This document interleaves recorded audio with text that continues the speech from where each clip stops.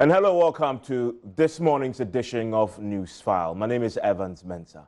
On the show this morning, three big topics. I'm sure you've been following our conversations surrounding the scars of the revolution.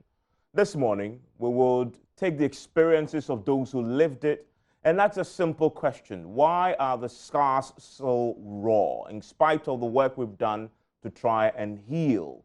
So how do we make progress? There are a lot of raw scars that we'll try today to see from the perspective of those who join us, who lived it, how, as a country, we can heal these wounds and move on once and for all. And that's why we'll take a look at the work of the NRC and whether the report that they issued and recommendations have been implemented satisfactorily over the years by all the governments. And then we'll also look at the controversial subject of the vetting of the new CJ nominee that this week left Parliament divided. It was a heated argument that split the House right down the middle. There is some consensus now on when to do it, but the question is, issues coming up, petitions flying. We'll look into that. Justice Niniyebua's impending vetting will be our focus after we look at the scars of the revolution. Closely linked to that is the bowing out of the incumbent Chief Justice. In fact, she's no longer incumbent because from what we know, her term should have expired last night or early this morning. I don't know how you look at it. We will look at her legacy. This week, she gave, call it a press conference, but also just a bowing out statement of a sort with very interesting revelations about her relationship with previous presidents. And also, the thing that I guess many looked at her and said she could have done more about, which is reforming legal education. But the thing that also many look at her and also celebrate her for some of the big things she did. The Ghana Bar Association has very kind words for her. We'll look at her legacy and also look at the man about to succeed him, what he also stands for. This is a discussion you don't want to miss. My guests are already seating, and after this break, I'll introduce them, and then we'll get down to business.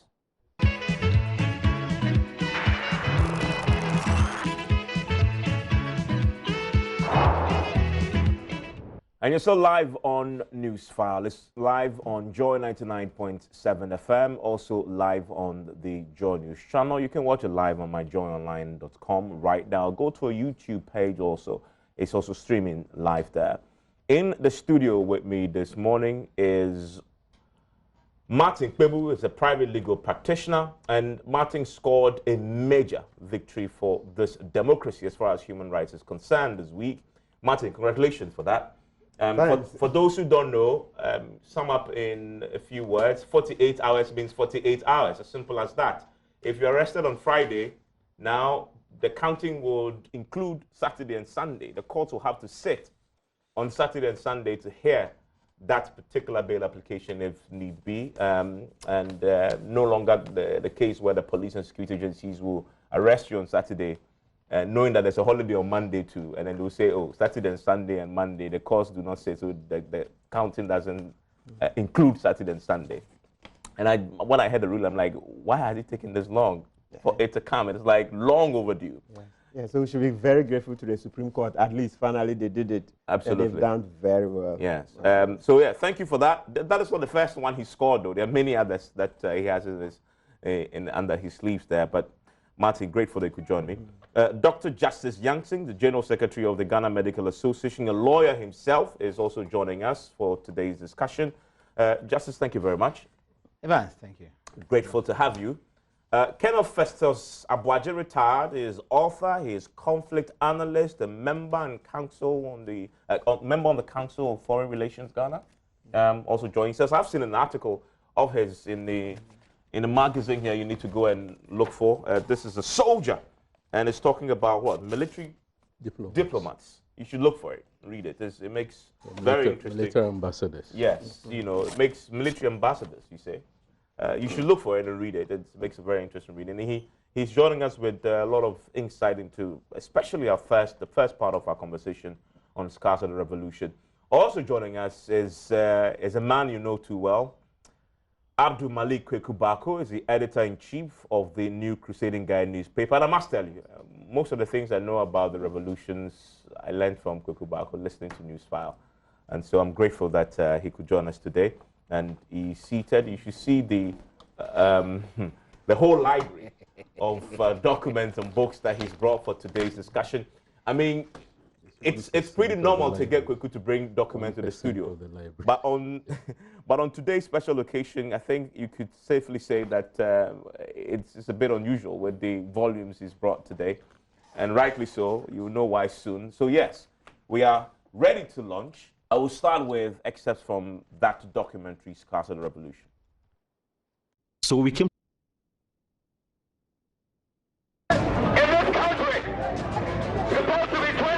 Of independence without the true economic power lying in the hands of the people of this country. On 15th May 1979, there was a mutiny in the Ghana Armed Forces. Things took a dramatic turn when, at the trial of the mutinous soldiers, Director of Public Prosecutions George Akins went out of his way to defend their conduct. On the 4th of June, Captain Ba Echamfo was commanding the rebellious soldiers from the 5th Battalion Regiment. He explains how the release of Flight Lieutenant Jerry John Rollins developed into a full-scale revolt. We had wind that he was going to be executed that day. Somehow the explosion occurred that day. He was rescued from certain death. The squadron commander at the Reki Regiment, Major Ibrahim Reader, reveals how the army commander at the time, Major General Neville Alexander Odato Wellington, was killed later on that day. Around about, it was close to 3 o'clock, the police drove him to Nima police station. And as he got out of the armored cars to go into the office, he was seen.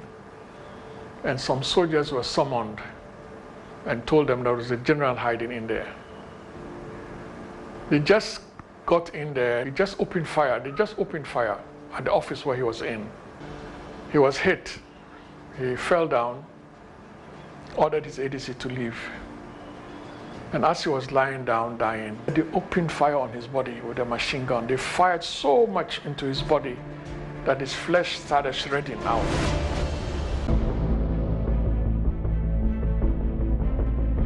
In the early hours of 16th June 1979, Echampong and Major General Utuka were dragged from their places of confinement and shot and killed.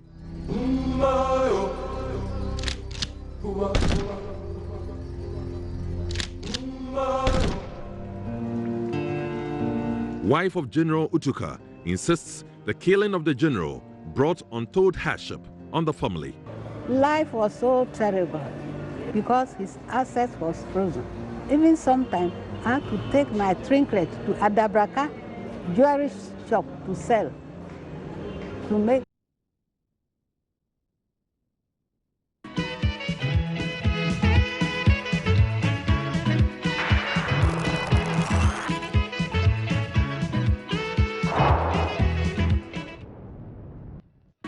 Some who say what you just witnessed and that entire documentary and that part of our history, we should forget. We shouldn't document it the way we have in video because it's too gory, you're reopening wounds, and there has been some criticism. But I see it differently. If you're like me, young, you were pretty young when this was unfolding. I've struggled during school to find as much detail as this to read about. You've had bits and pieces about what happened. But this, for me, just learning on what happened during that period was eye-opening. The line I was kept on repeating in my head, this happened in our history. It just gives you a certain perspective that you can't take the freedoms we have today for granted at all. If you see and hear what people went through as part of the process of consolidating our democracy, that is, for me, is the argument why this is absolutely important. And that's why we're going to spend some time talking about it today. But also because many of the scars haven't been healed. We set up a National Reconciliation Commission for that purpose. And as you go through the commission's report for you, many, many, many years down the line, I've just been going through making the checklist. I dare say, majority of the things that the commission recommended have not been fulfilled. And for me, it's a pretty sad commentary on that whole process. And so many of those scars are so very raw. And it needs to be confronted. And that's what we're going to do today. I want to start with you, Martin Kpebu, on this. Maybe you are a human rights champion. Mm-hmm. I don't know if you've watched the documentary, though. The cataloging what happened in graphic detail. Yeah, parts of it. Did you find it useful? Oh, extremely. Extremely useful. I mean, you know, there's this very popular saying that if you don't know your history, you are doomed to repeat it. And as you also rightly put it, when those events happened, a lot of the current millennials were kids. So it's good that we have that history, okay, so that we would know where we've come from. And also that will help shape our thoughts to make a promise to ourselves that never again will we allow such a thing to happen. So it's extremely useful. That is it, extremely. And you see, and for those who are saying it's too graphic and all that, you should watch. The Americans have their history written. You watch this in History Channel, all those, and then on radio, on Voice of America, every day except Saturday, they have about 15 minutes on history. I've been following that. So then you see that, oh, they also went through what we've gone through from our election, rigging and elections, vote buying and all that. They've also gone through the same. When it comes to violence, so they've done more. We haven't even experienced violence. We haven't seen, the Civil War that they fought. I mean, over the slavery.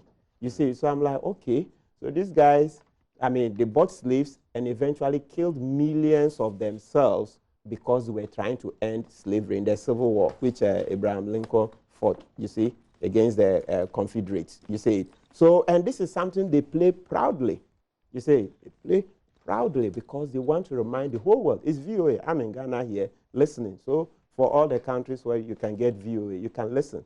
They are not ashamed of it. So we shouldn't give much thought to those who are saying, no, it's not good, it's too graphic. No, no, no, no. Play it out. Let's know our history. It will help us, you see, to help us. Because it's interesting when you read. That's why I have one of the books here. Look, just one line from Senior Okujetu's book, A Life of Service to God and Country. At page 130, he has this statement that's talking about the coup d'etat, okay, the one that took out the Sembuzia. It says that the university students at Legon were ecstatic about the coup.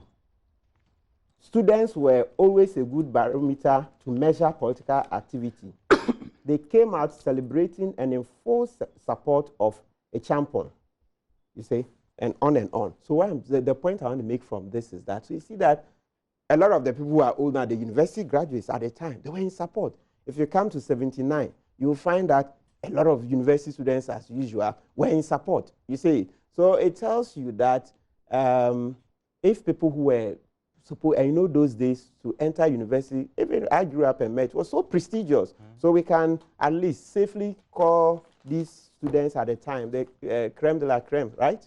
Right? Absolutely. Exactly. So if they were ecstatic, and in 79, the same university students were ecstatic, it tells you that, look, the fact that you've been to university today, it's no bad that you may get up and support violence tomorrow. So let's know our history, that our fathers and grandfathers were in support of these coups, you see, and these coups didn't help us much. So that means that we should make a commitment, and as the National Reconciliation Commission report, you see, the government white paper, the part that states that, so as a nation, we should make a collective commitment that we will not allow these coups d'etats, this violence to happen again. So for all these reasons, please, your work is extremely useful.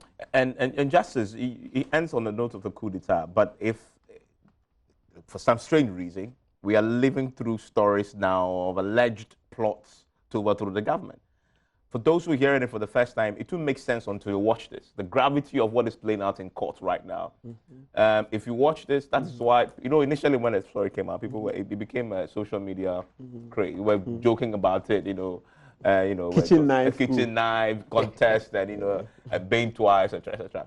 Because a lot of the folks on social media, the millennials like ourselves, who you know don't understand. So for us, it was fun.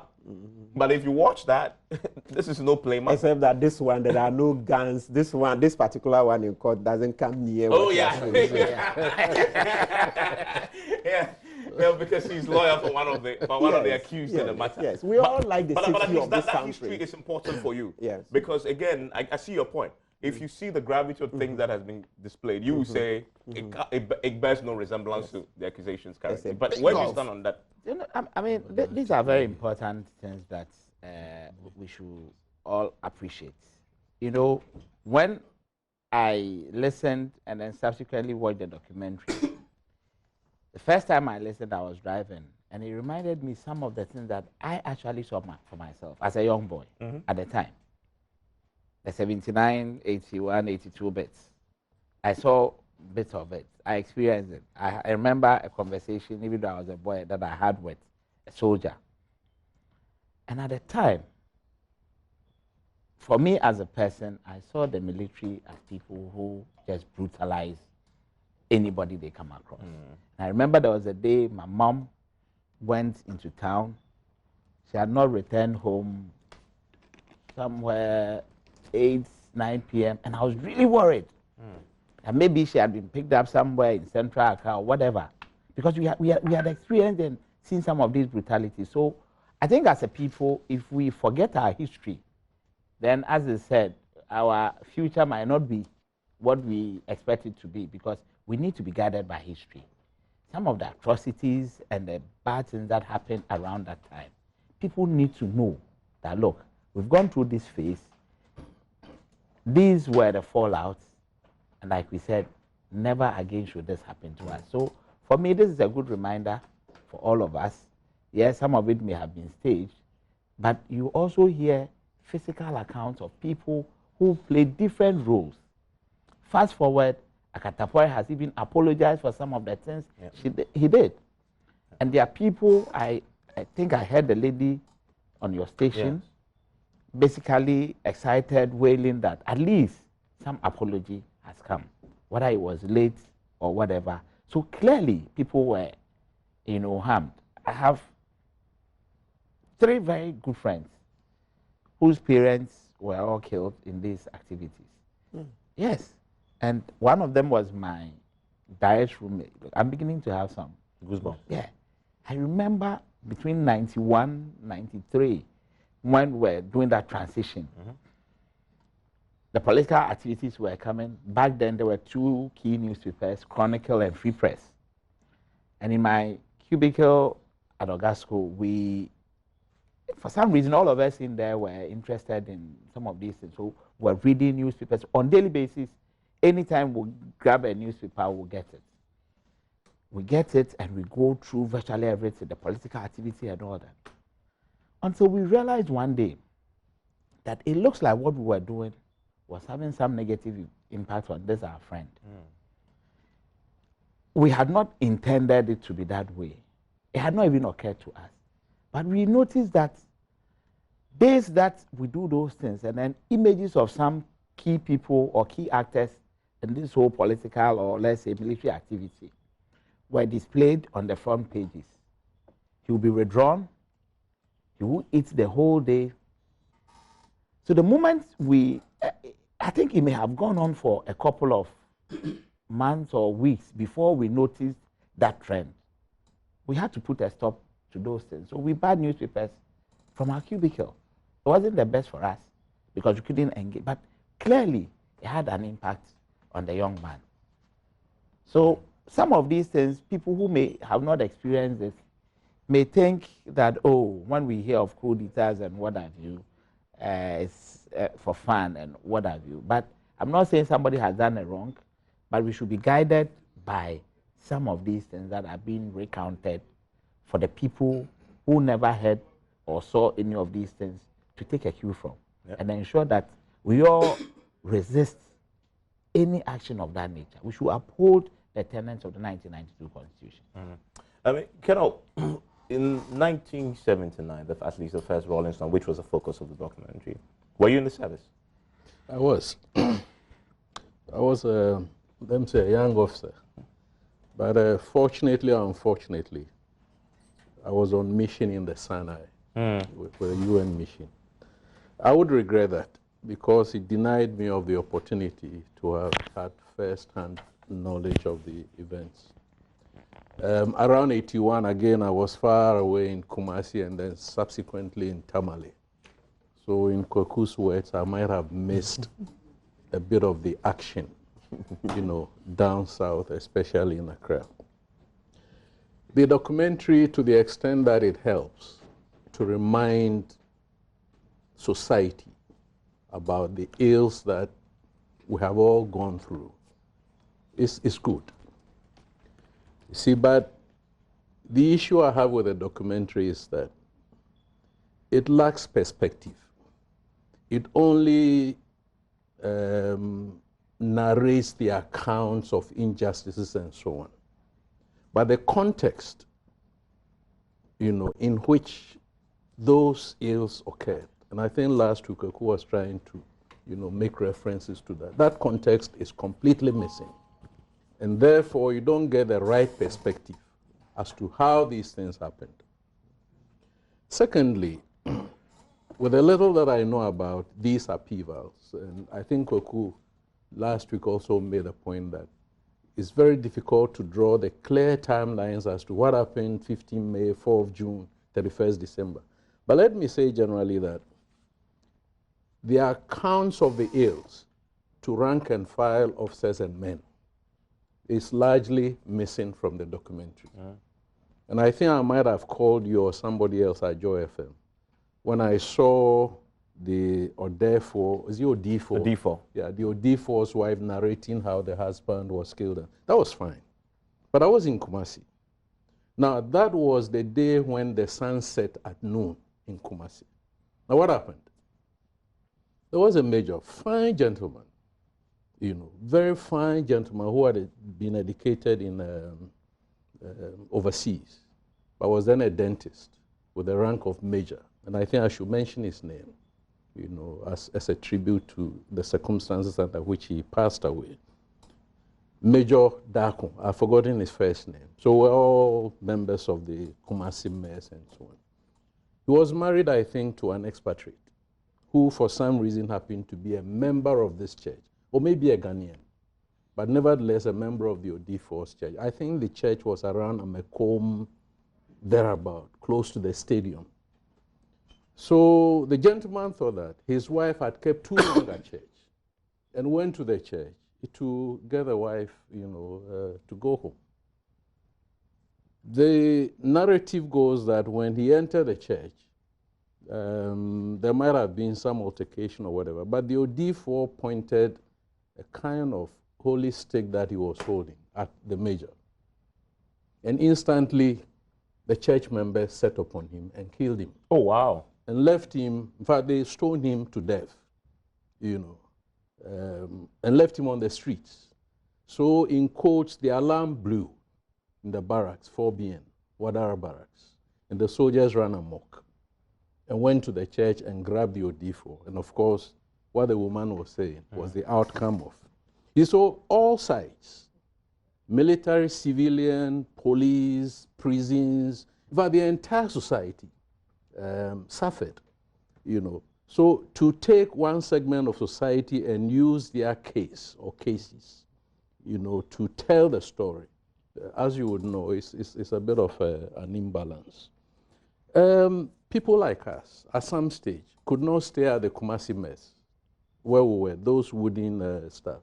We needed to go around Opokuwari and stay with friends for many nights because the soldiers were looking for officers, or there were threats that they were going to look for officers. Why were they looking for officers? Oh, that is the story that Kwaku will tell you. You see, that is the context. about how soldiers then perceive their officers as being, you see what I mean? The officers were corrupt. I think if you read Rollins, it's a whole lot of things. You know, using them as servants, the batmen, and all sorts of funny things. But this narrative is also short on the wives of officers who were raped. Definitely, those wives were raped. Those wives could not have gone to the commission to narrate that they were raped. But there were many anecdotals of wives. Indeed, I have said elsewhere that being away in the Sinai, I have never had the courage. In fact, I had not thought that it's even necessary to ask my wife whether she was raped at Tubian, at Premdo Barracks. Because your wife was down here whilst you were there? Was there when I was in a... But there were officers whose wives were raped. Wow. You see what I mean? So we need to accept the responsibility as a society. And as I think Martin said, the whole idea is that as a state, we are not being very objective. One of the key recommendations the commission made was that we should teach our history. The question is, are we teaching this history? You're not. I mean, it was so specific. And I think we should start going there because that's what makes this very relevant, this conversation. So a whole lot of... That the report should be in libraries. Yes. In every school. In fact, and should be taught. When I Googled, in preparation for this, before I asked Joy FM for the report, when I Googled, Liberia's National Commission, TRC Commission report is online. The full report. Ours is not there. You only read about Professor Osai, what's his name, your colleague. Yeah, those articles. An article by Professor Jima Buodi, a briefing piece, you know, very well thought out, as to the pitfalls that we need to take into consideration so that we don't raise expectations as to people thinking that the commission's work is going to be an antidote to all the ills. You see what those are the articles that you find, some on JSTOR. So if you don't have the code, you cannot access. But the state has not found it necessary to put the report out there for all of us. And even the implementation. Yeah, please. Before we even come to implementation. I mean, some of the recommendations. At the point in time, I did some work with Professor Atifa, not related to the commission's work. Atifa also has an article on that. Yes, in the process, then he told me that they place copies in the libraries, Legon and all that, and that somebody had systematically gone around and taken all the... So maybe you can raise him on the line, let him tell you. Right. Yeah, he said that for some years now. He's repeated it several times, that they place copies in several public institutions and libraries, and somebody went around and removed all these copies. So you can raise him on the line. So, but that point, just to read what the commission recommended on that, it says, government accordingly directs that copies of the report should be made available in all school libraries by the Ministry of Education. This should extend to private schools as well. Appropriate parts, as determined by teachers and curriculum developers, should be made required reading. We must all be united in our commitment to ensuring that these violations and abuses will never again occur. This will be a fitting memorial and tribute to the highly commendable work done by the commission. That is a powerful recommendation that puts it into curriculum. Yes. I doubt somebody should call and correct me. Is this in the curriculum? Anybody know about this? And it's not we had children in schools. My son hadn't come home to say to me, Daddy, we learned something about 1979. Nothing like that. And it's not just even in the civilian life, in quotes. There were parts of the recommendations that also touched on the training at these military and police, you know, those security, all the services. The services. There were recommendations, prisons, that came out of, you know, that it should even be part of their training and the teaching that happened in there. So it was a holistic thing for virtually the entire country. And when we come to dealing with the specifics of the recommendation, you see why our failure to implement this has led to today's consequences. So a lot of the things I see, I'm reading, I'm like, if we had implemented this, a lot of the things we won't see today. Because it's just so detailed. It anticipated what was going to happen with this. We're still talking about your judgment you secured, for example. If we had implemented this, there'll be no need for it. Human rights was a fundamental part of the recommendations, and the security agencies must comply. Let me bring in Kweku on that brief introductory comments on the relevance of trying to catalog this in the graphic, you know, audiovisual manner, and some have criticisms that we shouldn't have done it. I don't know where you stand on that, Kweku. Well, in principle, I have absolutely nothing against recollection of history. In this case, a documentary done by Joy FM, or is it multimedia? There's absolutely nothing wrong with it in principle. There might be something wrong if you are able to point to specific instances where you think are not factual or have not been presented in a fair manner, a free manner. That is subject to criticism. Even Supreme Court verdicts are subject to criticism. So documentary by a journalist is not above reproach. Last week I made a point, and it didn't start today. I think you did an earlier one. Sometimes the timelines are mixed up, and it's also because of the dominant personality of Mr. Rawlings, who's been a key player in all these games, being the common denominator relative to AFIC and PNDC. In the case, May 15th, June 4th, and 31st December. So sometimes those things do happen, and especially if it's the reporters are themselves quite relatively young, if you like, in experience in terms of historical accounts. It's understandable. But broadly speaking, it's okay, it's a good exercise. Look, we have, for instance, take the murder of the judges. We had the Special Investigative Board. It did investigations. Beyond that, the CID and the rest did all sorts of things for purposes of prosecution. There was an Attorney General's white paper on it, excluding some from prosecution. The same case came before the National Reconciliation Commission. If you read the report, they came to some verdicts, and I've articulated them there. And yet, there's still some missing link. I'm just using that as a classic example. There's still some missing link. That's why people will continue to do investigations, recollections, and documentaries, because there's a missing link. And some of these missing links, sometimes I blame the architects or the key players. For instance, ask yourself, why didn't Mr. Rawlings accept any of the invitations extended to him to appear before the National Reconciliation Commission? About 13. Why didn't he accept? And don't you think his absence, and for that matter, the absence of what he would have said, is part of the reason why we have a missing link, and why people will continue asking questions and seeking answers? He was here, alive and kicking. And yet 13 times he was invited, 13 times he declined. Akatapori, of course, was in exile, but there were arrangements for him to have come down, and everything looked as if he was coming down. Ultimately, he didn't show up. Whatever he knew and could have told the commission is still hanging up there. I'm told he's offered an apology. Yeah, he broke his silence. That's not the first time. He offered an apology somewhere in 1994, 95. We published it.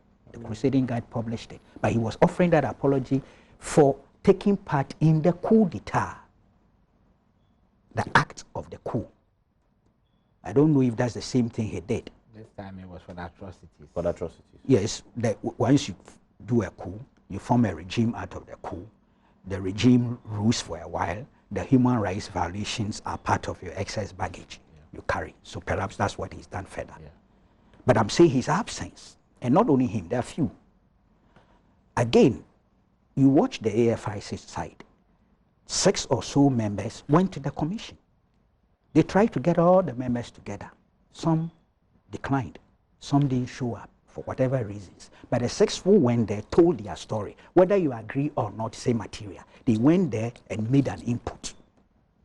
You read the NRC reports, you see their inputs there. It helps all of us to analyze and assess. So there are missing links in our history. And to that extent, you will continue to have these documentaries. And that's why I have no problem with it. Let's go to some of the key issues. No, I haven't finished. I haven't finished. See, the first coup d'etat, 1966, 24th February, is about 53 years ago. The second NRC, 42 years ago. The third AFIC, 40 years ago. The fifth, the successful coup d'etats, PNDC, is 38 years ago. In between, we've had two abortive serious ones from the junior ranks, which was May 15th and April 17th, 1967. Atrocities. And I believe that's where you are directing our focus. And these documentaries, that's what I see. As it relates to... I see the issue of human rights violations, the excesses of the so-called revolutions or uprisings and things. I'm okay with that. And many years down the line, because of 53, 40, 38, the focus is now on the atrocities, the human rights violations, because we are human beings. We hardly let those things out of our system. Hence, Kufuor's project, the NRC. It was meant to heal, even if not totally, at least help. It's part of the reason why this constitution or democracy has been consolidated. Okay? But I have always said, and last week I had to quote a British general who made a profound statement in 1959. I want to go back before I make my final submission on the introductory things. His name was General Pale. He was attached to the Ghana Army. He says, do not use the army as a political weapon. Keep the army out of politics and do not allow uniformed men to meddle in politics. Politics amongst the military will wreck the army. The army in politics will wreck the state. That's the price we've paid for the coup d'etats, the military intervention in our politics. I hear now sentiments, and I understand it because many years have passed by, and human rights violations, they are lasting, they last for a long, long time, so I understand. But you see, I find it so difficult sometimes when we are assessing these human rights violations and trying to allocate blame and liabilities here and there, and we tend not to ask, now who caused them? Look, this coup d'etats is the base of all these things. Today you are doing documentaries on some recent ones. You know, in the 1966 coup, you know a member of parliament, his wife and his little son were shot and killed. Ninote Dona.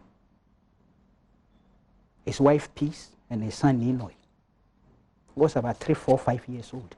They shot them dead because the man had the CPP insignia on his car. They stopped him, they saw the insignia, and they shot him and killed him. We forget General Bauer. We forget so many things. But how did it happen? What's your answer to that question? See, because of the indiscipline that set in. Look, an officer, and I'm glad we have an officer here, and I brought the Armed Forces Act, and go back and read the 1960 Criminal Code. Okay? Read the constitutions that were overthrown. No soldier had any business being in politics unless he stripped off his uniform. That's what they are required to do. You are a military man, you are a soldier, we have given you weapons, instruments of violence to protect us internally and externally. Then you decide to appoint yourself a messiah, a savior, a redeemer, a revolutionary, a liberator, and take up arms against the state and the constituted authority. You've committed high treason. And you become a running illegality. That's why when they are going, they seek indemnities and insert them in the Constitution. Look, in the explosion, the May 15th explosion had happened. This is the charges. It's too long, so I'm not sure you allow me to read all. The SMC2. And don't forget, when we are talking SMC, We are talking of the highest level of armed forces involvement in civil politics. It moved from NRC in 75 to SMC 1 and SMC 2 subsequently. You could only become a member of the junta or military administration by the virtue of your service command position. The highest stage of military intervention. The power, the instruments of violence we are giving to them, they decided to also add the exercise of power, civil power. They added the two. Immediately the army became an abnormal institution. Look, these are the charges SMC2 made public when they were stripping a champion of his generalship so that he could only be called a mister, and exiled him to his village. People were angry all the time, but they put out these things in Armed Forces Miscellaneous Provisions Decree 1979. Now you listen, and officers are gentlemen. Officers are supposed to have high moral integrity so that the ranks and the men will respect them. Civil society also will respect them. This is what they told us. 1, personally interfering in the economic and financial management of the country. 2, interfering with the normal operations of the Bank of Ghana, thus causing the overprinting and overissue of CD notes. Indiscriminatory, personal and arbitrary issue of import licenses to favorites and close associates and awarding contracts to the incompetent contractors. 4, taking dubious foreign loans to the detriment of the state. 5, personally granting undeserved concessions to favorite business houses in contravention of existing government policies and regulations. 6, in furtherance of his inordinate ambition for political power, he manipulated and vested all executive powers in his own hands for his own advantage. 7, he disregarded with impunity the principle of collective responsibility of police in the SMC and NRC. 8, he reversed decisions in the name of the NRC and SMC without prior consultation with any of his colleagues. 9, he employed at the state's expense the services of numerous unofficial personal advisors and aides of dubious competence and character and intentions, who only saw to their good in government to the detriment of the nation. 10, he brought the armed forces to the brink of disintegration. I repeat, he brought the armed forces to the brink of disintegration. He showered generous favors on certain, that's 11, on officers and men known to be closely associated with him to the disadvantage and annoyance of other officers of merit and the rank and file, thus contributing to the breakdown of discipline in the armed forces. 12, he displayed immorality not befitting an officer and gentleman, and much less a head of state. This was put out to the public. And you can imagine there had been anger growing for years. Then he is removed through a palace school, and his own colleagues, but of course I didn't believe that he did all this alone, now passed a decree and put these things out. Okay? Apart from that, what people have forgotten, the SMC2 made army officers declare their assets. Really? Yes. Okay? Compiled it. They made the military intelligence were doing that. They compiled it. These assets declaration forms were handed over, in fact, not handed over, the AFIC took charge of them. They even published some in the newspapers. So here was a situation that our army was no longer the army that we expected it to be. That was the flashpoint. That's the key. Today we are all happy there's been no military intervention. And we hope so, and we pray so, and we are dedicated to ensure that doesn't happen. And this constitution has even made it more emphatic. And Kuku, you raised a point I want to quickly go back to on the NRC report. And I want to come to you, Justice Yankson, on this. And so we set up the NRC to heal, but also fix the problems that the coup had generated. And one of the recommendations they made, government is convinced that the best way to prevent misuse of these forces, and Kuku has been talking about that eloquently, as documented by the Commission, is to ensure transparency, fairness, and the highest level of professionalism in the recruitment, training, and deployment of these forces. Further, the training should make the men and women who comprise these forces sensitive to the values of human rights and the challenges in their relations with civilians. Have you seen this in the current manifestation of these forces? You see, just before I answer, let me just add a little to what Nkweku said. The first time I read what he just read, my conclusion was, look, everything that was put out to the public was an indictment on the establishment itself. Because there was a collective responsibility that was being exercised by all of them. So if you were able to come out and put this out for all of us to read, then I said, no wonder we find ourselves where we were then.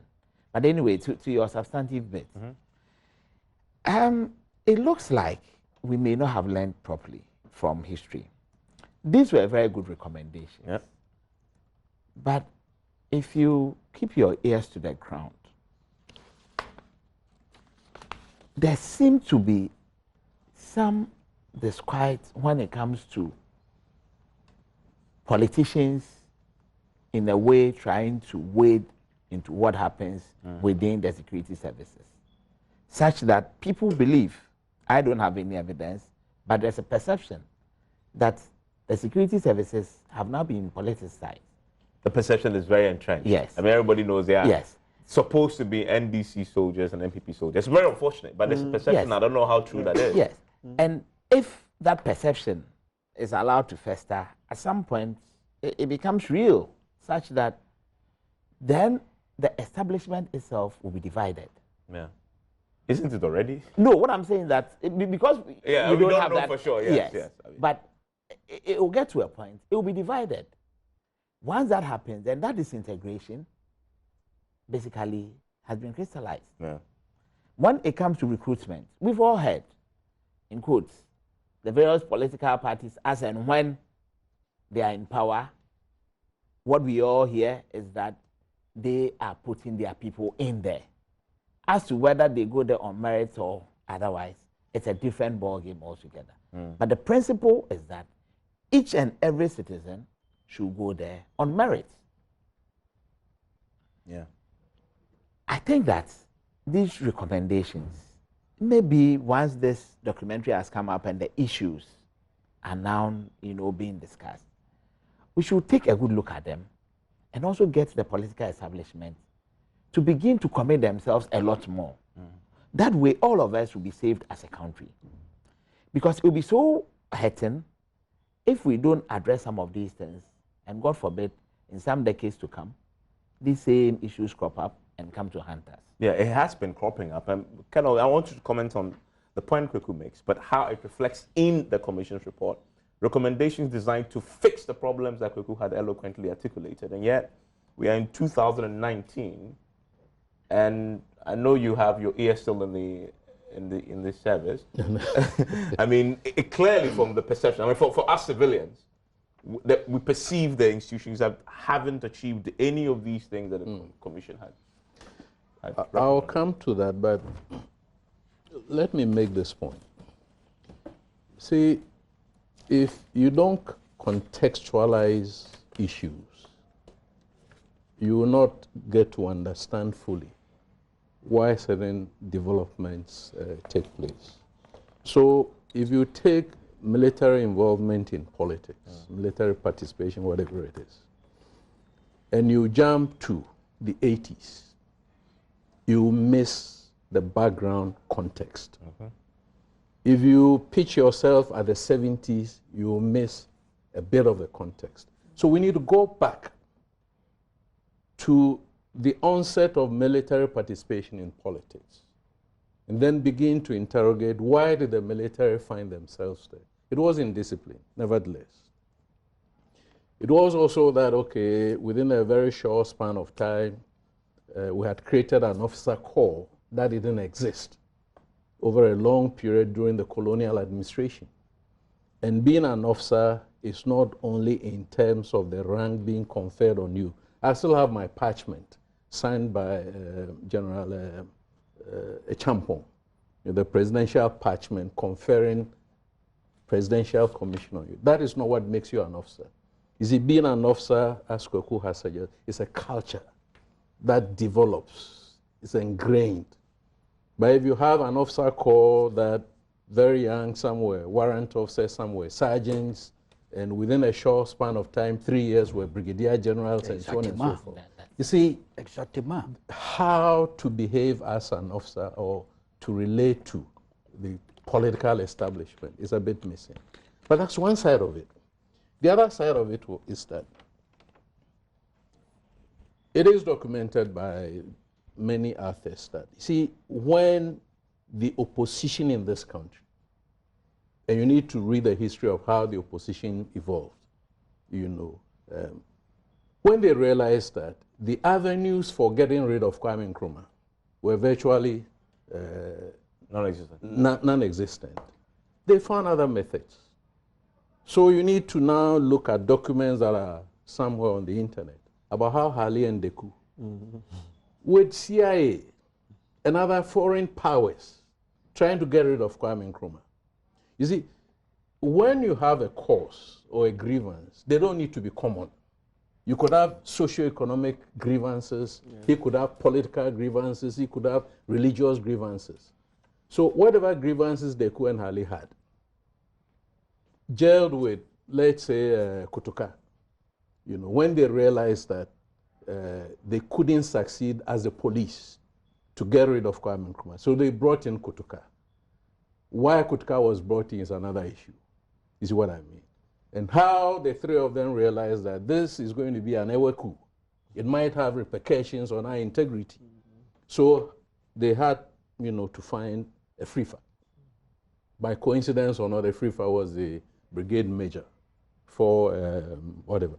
But you see, all of these things that I'm narrating are not the reasons why the coup happened.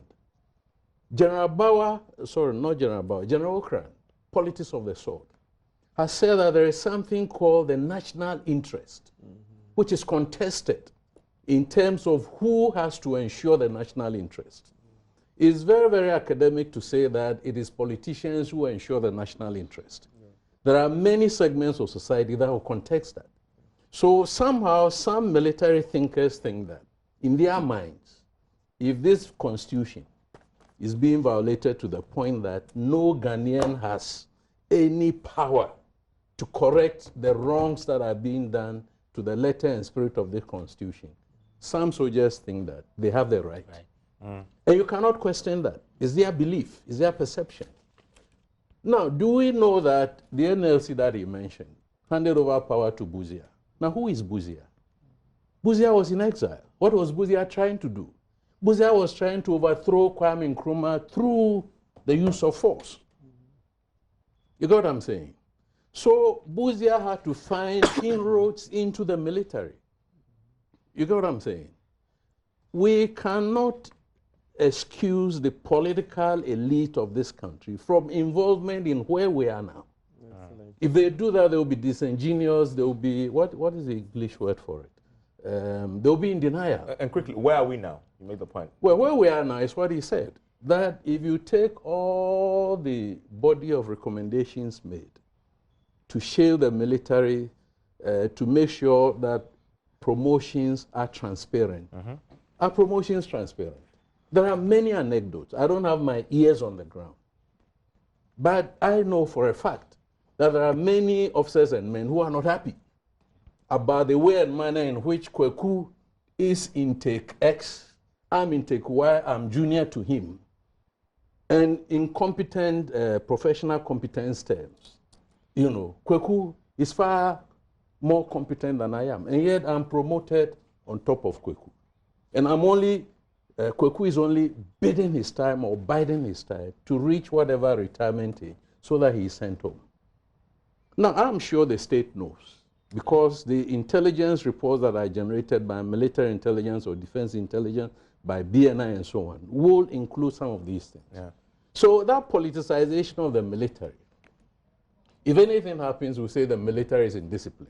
But politicians or political class, political establishment are equally Indiscipline. I don't want to talk too long. Let me. But I want to go onto the phone lines. Yeah. Very briefly, so I can go into the phone lines because I've just been joined by Professor Tifa, who, as we all know, Executive Secretary of the NLC, joins us on the telephone line right now. Managing Editor of the Daily Dispatch newspaper, Ben F. Singh, is also on the lines with us as we begin to interrogate the NLC report.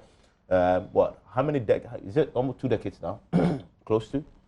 Since it was finalized. We're still talking about ills that it was meant to correct. Prof, good morning. Hello, Prof. Do I have Ben F. Singh on the line? Yes. Hi, Uncle Ben. How are you doing this morning? I'm fine. Good morning to you and good morning to your panelists. Long time no talk. Yes. Also joining me, as I indicated, is Professor Kenatefa. Do I have Professor Kenatefa on the line? Okay. We'll try and get him back. Hello, Prof. Yes, hello. Great, Prof. Good morning. Good to have you. Yes, good morning, and good morning to your panelists and to your listeners. Let's start with the NLC report. We've all been reading it, and I think so far the consensus on some of the key issues that we've looked at is it doesn't appear that we've done enough to implement some of the key recommendations in there. What's your own assessment of, you were the Executive Secretary, you supervise at administrative level, the writing of some of these recommendations. Years on, almost 2 decades on, what's your own assessment of how we've managed to implement this? Well, thank you very much. It's a complex, multifaceted question.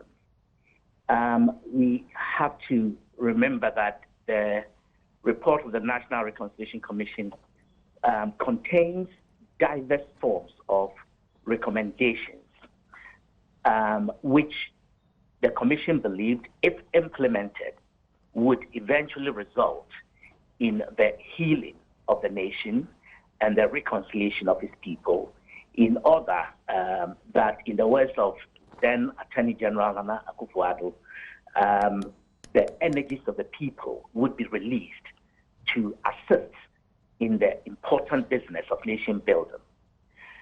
The recommendations were somewhere in the nature of symbolic reparations, some were substantive reparations, some were monetary reparations, and some also had to do with institutional reforms. If you take the issue of symbolic reparations, a common one, for example, that the Commission put forward was that at every regional capital, at least, there ought to be a national monument erected in honor of those who stood bravely for the national interest by resisting oppressors' rule, and I mean those who were staging coups and those who were resisting coup makers. They were that well in terms of our dear nation. And also a monument that symbolizes the hope for healing and the aspiration for development of our people. That would have been an easy thing to do, in my mind. I believe that some architects would have happily designed something that would capture the essence of these, or the ethos of the time, and government could easily have implemented that as a standing permanent memorial to the people of this country that nunca mea, never again. That hasn't happened. If you look at the pain that was caused, there was a recommendation that we ought to establish a mechanism, an institutionalized mechanism for assisting people who go through trauma to have some relief from the trauma. Every district, municipal, and regional hospital was to have a psychosocial counseling department or unit. I do not believe, I haven't done an analysis lately, but I do not believe that has happened.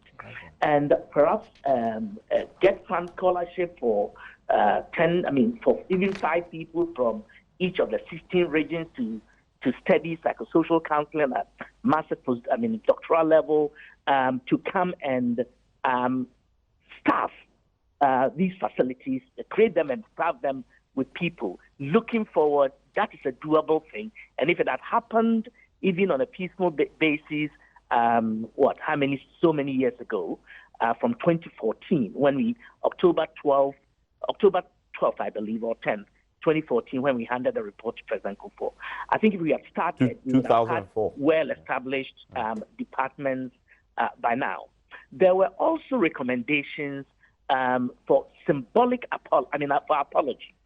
I note that in the in the government white paper on the report, government then under the pen of Attorney General Aikoyi Otu, committed itself to, government made an apology, but it called it a preliminary apology. I know that Honorable Gloria Fua Akufo is committed. I've had a conversation with her to articulating that for the government to articulate that kind of commitment in a substantive manner, converted from preliminary to substantive and permanent. There are also recommendations that had to do with monetary reparations. They were talking. You couldn't pay money to restore lost life or broken bones and pain and all of that, emotional scars for the enforced cannibalism, all the other atrocities that I don't want to go into this morning. But those ones, some of them, perhaps most of them, were implemented when government under President Kufuor set up government was to set up a trust fund to facilitate the payment of those monetary compensations as reparations. I do not know whether the fund was ever established. I doubt that a fund was established in the proper sense of the word. I do know that Justice V.C. R.A.C. Crab, I think headed when he was a one-person commission on law reform, also took on the task of facilitating the payment of some monetary reparations to people. And I know that a lot of people were paid. A lot of people continue to call me personally, seeking direction as to how they can be assisted to get paid. So it tells me that not everyone got paid the reparations that were due them, however small or symbolic it was. But on the more substantive level, I think the key things were institutional reforms and public education, the sensitization of our people against human rights violations, the egregious types, and permeating society with a human rights consciousness and a new ethos of being each other's keeper in the proper sense of the word, and Prof, I guess preventing these things from happening. I guess, Prof, that is, I guess, one of the tragic comments we've heard in the studio, and there's consensus around it. That particular point you've made, we need more than anything else, but that hasn't happened, at least not yet. No, and I can say that the commission, in its wisdom, at the time of giving a copy to President Kufuor, also made copies of the NRC report available to every public university in this country. Every public university. And not just a copy. BAM Library, University of Ghana, for example, 10 copies. All the public universities, at least I know, were given 10 copies each. I have had researchers from all over the world coming wanting to study the NRC report and asking for copies of the report and not getting it because the report is simply not available in any public domain. When I remember that by January, February of 2009, copies of the report were available at all these public libraries and online at least. It was online. I heard Colonel Festus Abuaji refer to that Liberian one. I was part of the Liberian TRC process, and eventually that was one of the recommendations, and it is still available online. In Ghana's case, around circa February 2009, the report disappeared disappeared online. and it has since not been available. Yeah, but that is shocking. I mean, what's your own? What is it deliberate? Is this what's happening there? What's your own reading to this? Well, you know, let me say this. I wrote my doctoral thesis on the public tribunals and the administration of justice in Rawlins, Ghana, from 1982 to 1993. That looking at that period, and what I recall is conducting my research in Ghana and not finding a single copy of newspapers, Daily Graphic, Ghanaian Times, Ashanti Pioneer, any of those dominant newspapers at the time, at any of the public libraries in this country. At the time, I think whoever was on a mission to remove these and to obliterate our history, documented history, forgot that there was a place called the African Studies, and their library had copies of these newspapers, and that's how we got a window, or visibility into the documented history of this country through the pages of newspapers. I have a sneaky suspicion that it was in the interest of some person or persons not to want these documentations to remain in public spaces and be available in the public domain. But it is only a suspicion. I don't have any concrete evidence of it. What I do know is that the NRC report disappeared from online, from the internet source, and also that they were simply not available in public libraries. Because when researchers, scholars from all over the world have approached me, I have directed them there, and it got to a point where I personally followed up to a lot of the libraries. And simply could not find them. I want to quickly bring in Mr. Ben Efsing. Mr. Efsing, where do you stand? I'm sure you've been listening to the conversation. What's your own view on the NRC report and the brief history that we've been through, and how it reflects on current realities? I think we've lost him there. But I want to come to the studio on this very alarming. Yes. Yes, Prof. Please wrap it up for me. Yes, most definitely. Yes. Can I just say one thing before I leave? Please do. Please. And it is that the institutional reforms are most important. I do know that the military, the police, the prisons, they have all initiated some reforms.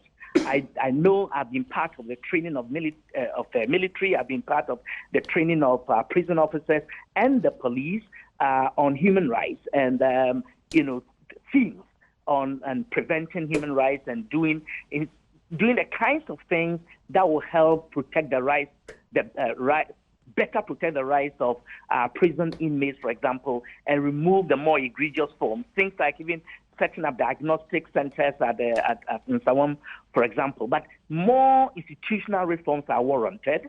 The impact is not you cannot remove these human rights violations completely, but every now and again you have accounts in the media space of egregious human rights violations of the kind that happened 40, 50 years ago, still happening even under constitutional regime of the modern era. And that is disheartening.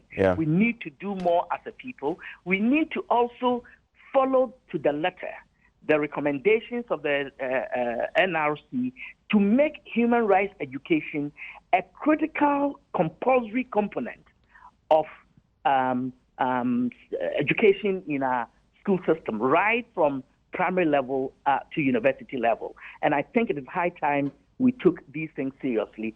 And I must say also, think about how to even alleviate the suffering of people when suffering occurs, even when it is not the result of violations by public officers or persons purporting to be public officers, which was the scope, by the way, of the NRC's work, that it was the actions or the violations perpetrated by public officials and or persons holding themselves out as public officials. But even we need to create a society foster a society that goes beyond that. So a recommendation, for example, was that there ought to be an ambulance at every single district, regional, municipal hospital. Another one that we've not done. Those kinds of things are all there. Yeah. And I think that we need to move in that direction. And I know that from conversations triggered by your documentary, the Attorney General, the current Attorney General, for example, has spoken with me. And I think that she's probably going to pursue measures that, in concert with other ministries and institutions of state, working with Shraj and others, should propel us towards that destination we still might desire, using the NRC report as our guide. Thank you very much, Professor Tefa. And he was the Executive Secretary of the NRC back in the day. Yeah, I think the point I want to make, even if I don't have any opportunity to speak again, is this question of the national interest and who actually upholds and protects it. And I made reference to the first school and how it descended into, or it evolved into, some tensions of ethnic, nature. We're still grappling with that issue. For instance, given Bouzier's presence in Togo, when he succeeded, the airways expected that they will be, compensated, rewarded for whatever it is. When they realized that that was not going to happen, because they only got 2 ambassadorial positions, SG Antor and I think another gentleman. You see, so part of this Western Togoland issue, which is playing out now. In other words, I'm trying to suggest that the military is a part of society. It reflects the tensions that exist in society. And therefore, we should not take out the military alone, you see, and try to apportion all the blame to the military as being the reasons why Ghana is. All the human rights issues that we talk, in fact, when you read the report, you look at human rights abuses, human rights violations, and so on. Not too long ago, 31st January 2019, there were human rights abuses. You see it. And in 2005, the responsibility to protect documents in larger freedom says that past atrocities that are not addressed, are a recipe for national disaster. And they also include even socio-economic distribution of goods. You get what I'm saying? Yeah. So it's a whole raft of issues. And I would wish that, we created the space, if you like, to actually interrogate all the different dimensions of the issue that we're grappling with, and not take out just one aspect and, run away with it. You touched on the point that Atefa, you touched on it, but he provided further details. It's alarming, and I think we should interrogate a bit more. I mean, the fact even the online sort of footprint disappeared. You can't really find a physical one. That, for me, he has his own suspicions. What's happening there, and why would anybody systematically, and he gives a timeline when these things disappeared, so you can't find it. Why would anybody want this gone? Evans, you know what? If we continue to march down that line, we'll be draining our resources. So I would rather take it from this perspective, that to the extent that the things that unite us are far more than those that disunite us, we should rather just take steps to put another copy online. Simple. Okay. You see it? Yes. Otherwise, you see, when you go down the line, then it's obvious that the person who's been taking these copies out of the online, the libraries and all that, obviously is not happy about the report being out there. So let's not waste too much time on him. Let's just put the reports back into the libraries and online. It's easier. You know, sometimes when you don't have much resources, you have to prioritize which one will serve you better. Chasing after this person, asking BNI to do investigations, and just simply putting copies back. Which one is easier? It's easier to put them back. That's the way I see it. Yeah, I mean, I agree with him to a large extent. The reason is, I think we've gotten to a point where we all realize that, look, this is an omission that we need to correct. So I think the government of the day should quickly take hold of the situation, repopulate all the schools and all the various places that we ought to have copies of these things. And then probably even come up with some summarized versions that can be put on social media for people to have. Once you populate the whole society with the details, it will be very difficult for anybody to go around and pick them up again. Yeah, let me check something with you that Prof said. They're supposed to set up, and it was in the commission, hospitals across the country are supposed to set up psychosocial centers. Yeah. You are... Like, I mean, clearly, in you the see, profession. if you look at the recommendation, 7.4, thereabout, it talks about the health benefits that ought to go to the victims and certain things that ought to be done. The first had to do with the national health insurance. That once it was going to come into being, we needed to take care of the health needs of those who were the victims of these things. So, for example, if you've lost an eye or your sight, some form of medical help should be given you, and the health insurance was responsible for that. Let's say you've lost your limb or whatever physical, disfigurement or health bits that you have suffered as a result of that, you should be sorted out. The other component had to do with the psychological bits, and that was where the recommendation was that we should have all our regional and district hospitals set up such that they have components that will deal with the psychosocial being of the individuals, so that they will provide a psychological counseling and all the bits. Luckily, we have a lot of psychologists in the system. Not too long ago, most of them were not even employed. So since we haven't done these things, especially at the district level, you see, at the very top, the teaching hospitals and, let's say, to an extent, the regional hospitals, by default, they may have some of these personnel. But it is not because we want to actually get this recommendation implemented. So once we have that bit, it will be easier for us to integrate them into that kind of arrangement. And then we quickly should pay attention to the district level activity. Because you see, what people went through, time itself may have healed some, but by our very nature, it is not everybody's natural constitution that is able to withstand certain things and just overcome them with time. If you listen to the accounts in the documentary, clearly, some people still need that kind of help. Absolutely. It is very clear. Absolutely. And we need to make a conscious effort and deal with these things, because it is a blot on all of us as a people. We said we didn't like what happened. And like Kenal said, it was not only the military. Civilians also played a role. So if we've gotten to this point where we realize that, look, we need to move on.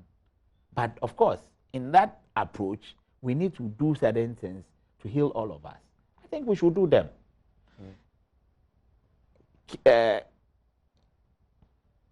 Prof. Atefa actually mentioned a bit about, the regional level monuments. But there were two other things. There was supposed to be a very national one. I mean, a national one, which was like for everybody, with names of some of the victims even engraved on and what have you. And then there was one that was supposed to be specific for the women of Ghana. Look, if you go through the history, a lot of women experience abuses. Yeah, and Prof and Kenal touches on the rape cases that I'm hearing for the first time. A lot of things happen. Yeah. So also 66. Yes, but see, the good thing, they raped wives of district commissioners, regional commissioners. They did all that. They went into homes, broke into the homes, shot dogs and cows, and took them to the barracks. Look at that. But look, the good thing is that this report actually is for the whole period. That's the good thing. So all these bits are captured in there. Why wouldn't we be that sensitive to our own people? We have a lot of gender advocates. And I'm surprised nobody's advocating that this be done for the women of Ghana. I mean, the point, we're forgetting that we did this. We were supposed to have an annual Remembrance Day or Thanksgiving. Even that we haven't done. We haven't done. And a one-off reconciliation day. So clearly, there are a lot of the things that we have actually neglected. Unfortunately, truth be told, if you look at the attempt to more or less restore, in quotes, people to whole, the moment President Kufuor's term exited, virtually everything came to a halt. Now, President Kufuor had 4 years to he started something. I'm not saying, in quotes, he should not be, in quotes, take the blame for some of the bits. Yeah, but at least clearly certain things started. I know people were paid. Some are saying they never received the money and all that. But governance is supposed to be a continuum. So if we did this with good intent, I expect that subsequent governments should continue. Yeah. But now that we have identified the gap, I think it's incumbent on the current government to quickly look at the status quo and see that, look, whatever is outstanding, let's do it as a people to bring it closer to this. I mean, the other thing I'm happy about, if you listen to Prof, he says there's a conversation now at the very top levels of government. He's mentioned Attorney General at the back of the documentary, willing to do. And I think we should congratulate multimedia for that, because you, out of this particular documentary, have brought sleeping dogs. Yeah, I mean. Well, in a way, yes, but it is important. So let's get it. Yeah. Kuku, your final comment? See, you know what? It's actually an exercise in futility that whoever sought to erase this thing embarked on. Because I'm aware of some people who have records. Yeah. I do have. I have one.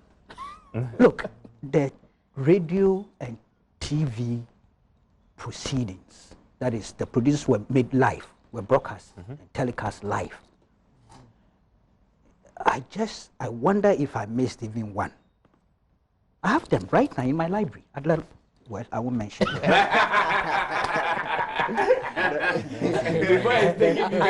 I nearly slept.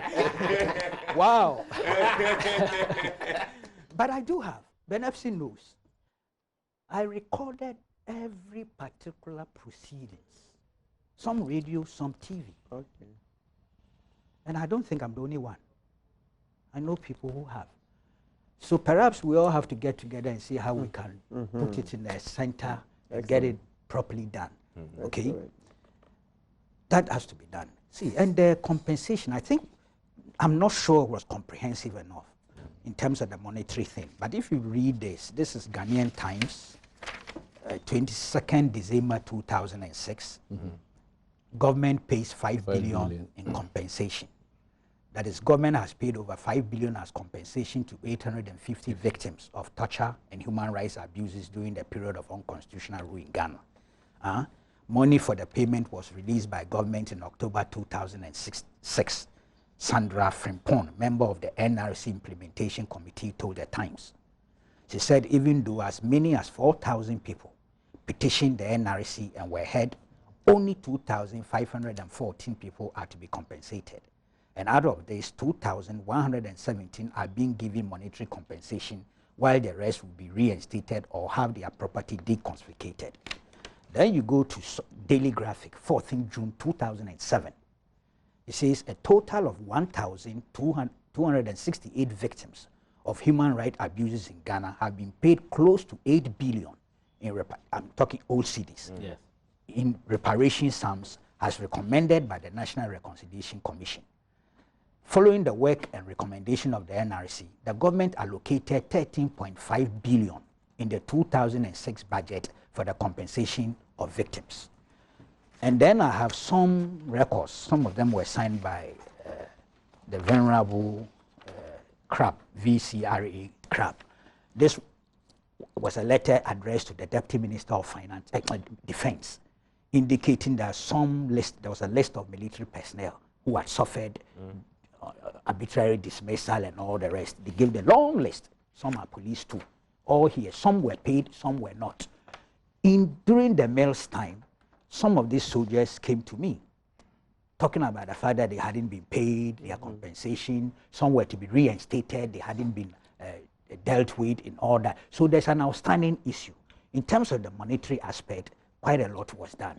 There were some frauds, because some people went impersonating deceased, who from their families were sent all sorts of fraudulent documents to try and get a payment. Some succeeded, some did not. So to be honest, we have this serious problem to deal with. But and I'm not going to disagree with Captain.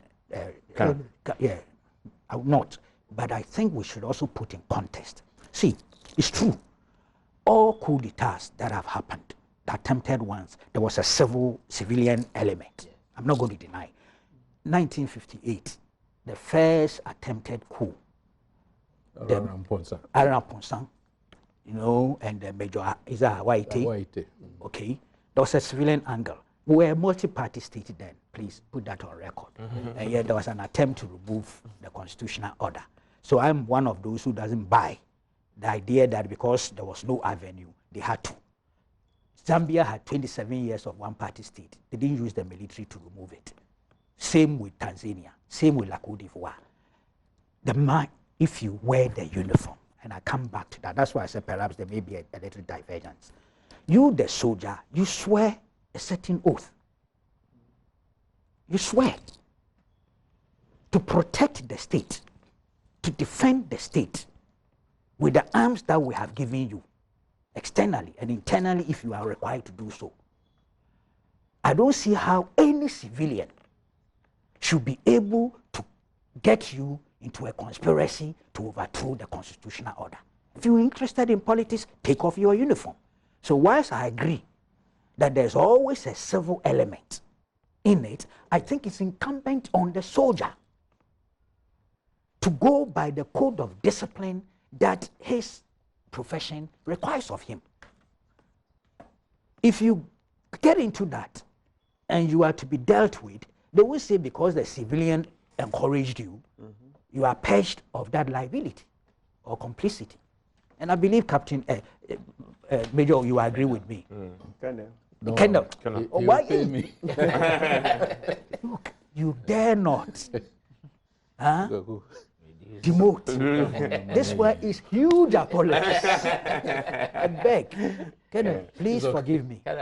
Because I'm a barracks boy. Okay? I'm a barracks boy. I lived in the barracks, I schooled in the barracks, and I really loved the profession, the military profession. And that's why perhaps I'm a bit hard on them relative to their interventions. I need to ask you this before we go. Have you seen, on the back of all the recommendations we've read about the military, the reforms that need to go on, the professionalism, the integrity, recruitment, training, depoliticizing it? Have you seen any changes? Their prolonged absence from civil politics has helped. Their own role, participation in peacekeeping and peace enforcement has helped. What they see, the experiences they've gone through here as well as elsewhere, have brought about a better professional culture, restrained them from getting involved in our politics. But I'll be dishonest if I indicated that all those things that we're talking about are missing from the armed forces or the security services. But don't we hear them? All the time. We hear. Some go out there to town, do all sorts of things. Look, Issa Mobila was a political figure. That's a chairman of the CPP in the Northern region. Election 2004, some problems. They picked up all sorts of intelligence, true or false is not a point, but they took him to the barracks, tortured him, he died. Okay? 2 soldiers eventually were tried for that. But those are things that were peculiar, not peculiar, that were rampant under military or unconstitutional regimes. But under constitutional regimes, we've had examples. I'm sure if you give us some more time, we can recount more. Okay, both police. Your own reporter was a victim of police brutality. Okay, our prisons are still not looking like the hotels that you go outside, you visit the prisons, they're like hotels. So we haven't done that much. We did a lot with money side, but can money really be a substitute for the commission itself actually states that, look, some people have actually stated clearly that they don't even want the money because it can never compensate for Some just wanted little things like we are saying, you know, an apology or fix a little problem. See, in our security services, I have the list here. We changed, we sacked them by heart. Okay, governments change, and I'm not talking of those tabletop ones who sometimes are party cadres and activists who have been sent there, and we deploy them to places like the ports and the rest. But there are officers who are working with these institutions of state, BNI, national security, and the rest, and the list is here. This is under constitution. We've been sacking them. Some went to court. Yes. I mean, these things are well known. Some are here. they gave them letters of termination just because the government changed. Some are still fighting as I speak to you. Some have gone to court, they've lost the case in court, maybe based on some technicalities, but they are bitter. Yeah. So I have a whole list of former military intelligence people who went through the National Reconciliation Commission. Some got compensated, some not. But post NRC, we have been continuing with this subculture of sacking people just anyhow because they are identified with the other administration. We haven't done well. Well, you know what they say, the more it changes, the more it remains the same. We're going to take a break. When we return, we are going to go to the Supreme Court. Two main issues to look at there. There is an impending vetting of the nominee for CJ, Justice Ininyebua, that has generated a fair bit of controversy. We'll look at the controversy. One is surrounded trust issues with, among the minority and majority, when to do it, but also suspicion of favoritism because accusations were leveled against the chairman of the committee that he knew the man so well, he's his friend, and was, bending the rules to favor him. He was upset about that suggestion. And, well, there's consensus now on when to do it, and there are petitions also currently. There's one petition, at least, that we know of that's gone to the Straj and has also gone down to the Parliament as ahead of the vetting of the CJ nominee. So why is there this controversy surrounding Justice Ininyebua? Is it politics, or this is genuine when it comes to the man's qualification, his ability to do the job? We'll look at that when we return also. And then we'll end with the CJ who just left, the Justice Sophia Kufu. We'll remember her legacy, and I'll get the views of my panelists on that. You can join me also. I'll be sharing your views with you shortly here on Newsfile. Stay with us.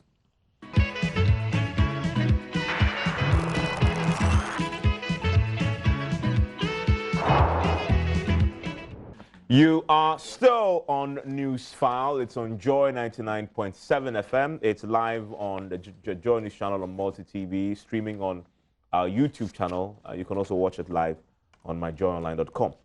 So on Monday, the Chief Justice nominee, Justice Ininyebua, will be vetted by the Appointments Committee. And of course, they will have help from the Legal Constitutional Affairs Committee also in vetting him. Now, that date had been agreed, but before that, there was a lot of controversy. A lot of accusations were flying around about, people's parochial interests overriding the national one, and the attempt, as was alleged, by the majority side to push this through.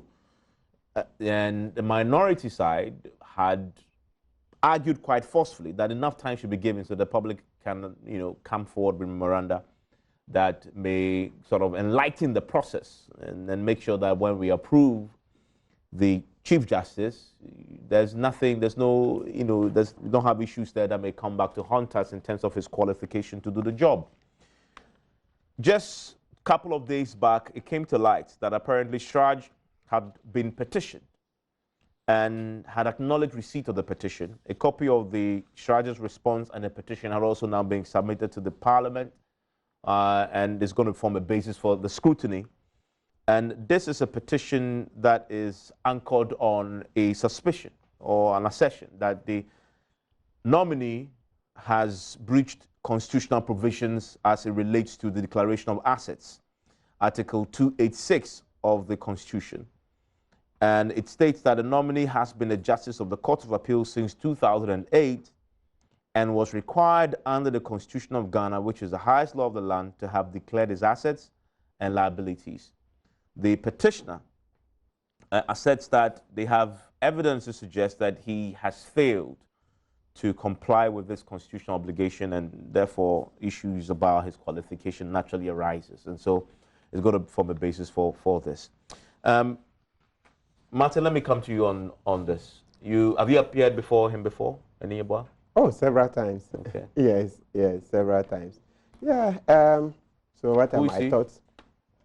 So you say good a mixture. For the job? So yeah, good man, definitely. That one, he's been on the Supreme Court since 2008, and he's discharged himself admirably.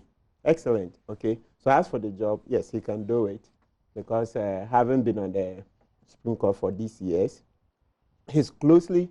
Even if you like, even if you say remotely, whichever way, he's seen how CJs have carried out their functions. So he's learned.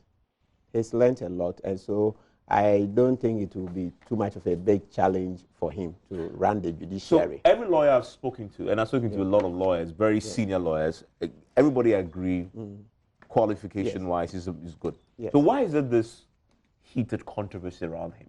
I mean, I know the issues about the time, when to do it, give the time. What's your reading to how this is played out in the public domain?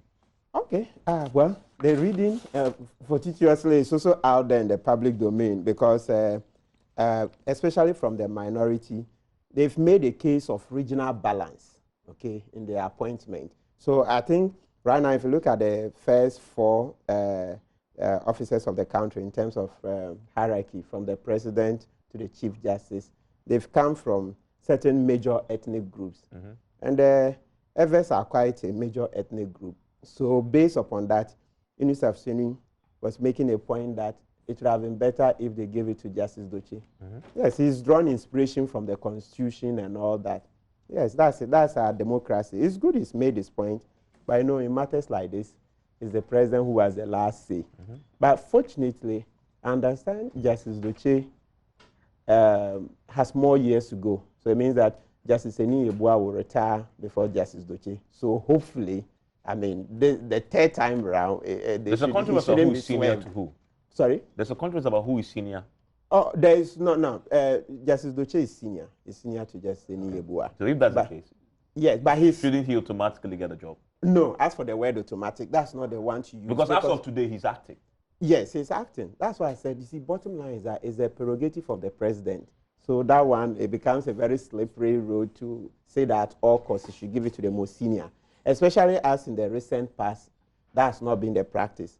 Justice Sakwa wasn't the most senior when he was appointed. Then when he came to CJ Wood, Justice Pega was senior, but he was bypassed and it was given to Justice Wood. And then Atuguba was senior. Actually, no, as for Justice Atuguba and so far, they came to the Supreme Court on the same day. But I think at the bar, yes, at the bar, no, he even said they were mates from school. So, yes, they were mates from school, right? So that's complex. So at least in the case of CJ Wood and the case of Aqua, they weren't the most senior. Yeah, they were given.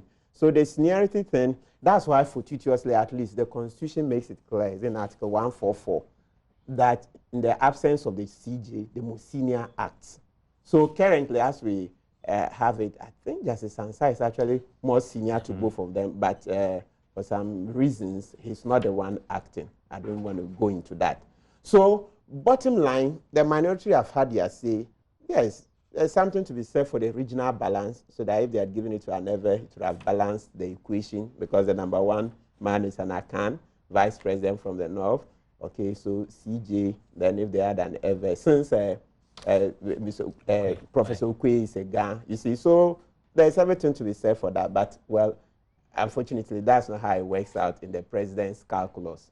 He's taking his decision. So I think we should all rally behind the president's choice so that Justice Eni Yeboah will do a good job. It's good.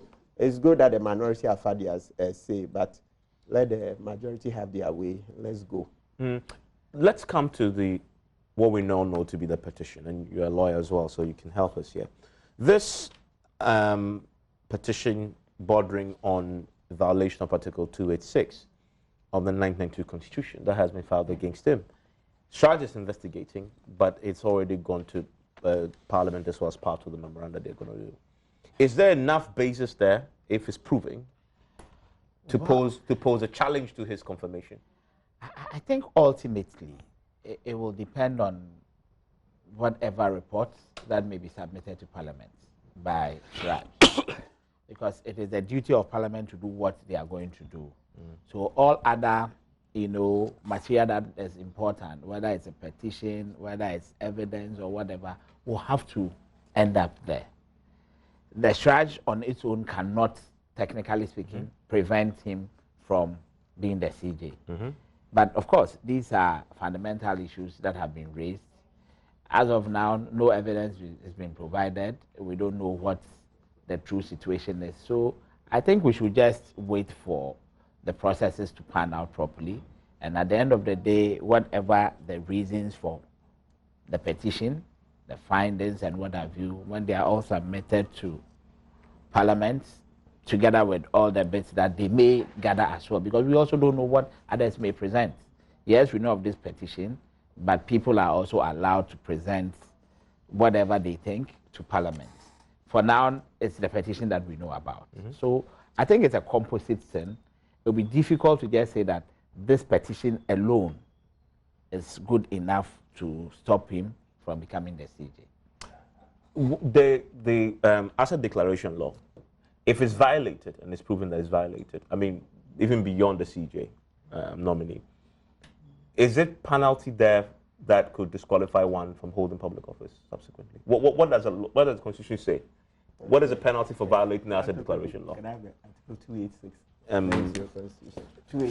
286. I mean, and thankfully the petitioners quoted extensively from it. You know, it says failure to declare or knowingly making false declaration. Yeah. That is 286(2).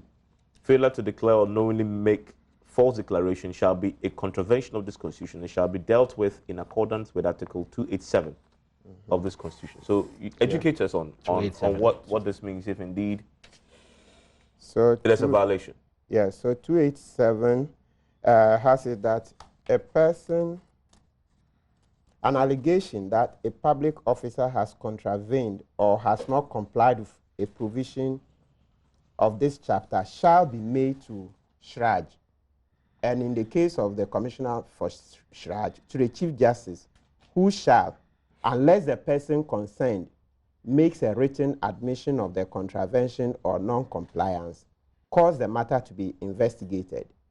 The Commissioner for SHRAJ or the Chief Justice, as the case may be, may take such action as he considers appropriate in respect of the results of the investigation or the admission. So you see that. Just a question. So basically, this is what I was saying, that it will depend on what they submit to Parliament. What SHRAJ will submit? Yes, the report. That's what the Constitution says, that it is the outcome of whatever SHRAJ will do is basically what will be sent to Parliament. And as of this point, you know, if you look at some of the rulings from SHRAJ, there have been instances where they could have said that, well, maybe, for example, there was some procedural error or certain things may have happened, but it is still not enough for this. You know, so at this point, you cannot just say that because there's a petition, automatically it bars him, in quotes, from becoming a CJ.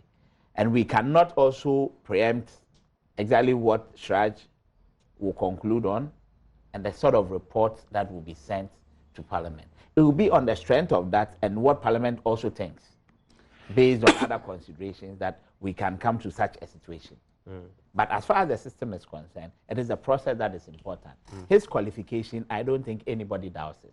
Both sides of the divide agree that the man is competent enough to do the job. I heard himself himself say what he said, but at the end of the day, he still congratulated him that on principles of law, he's solid. And there's this argument that, oh, a certain balance and what have you. And like Martin said, that for now is the prerogative of the government, the president. And the president has triggered the various processes that are important.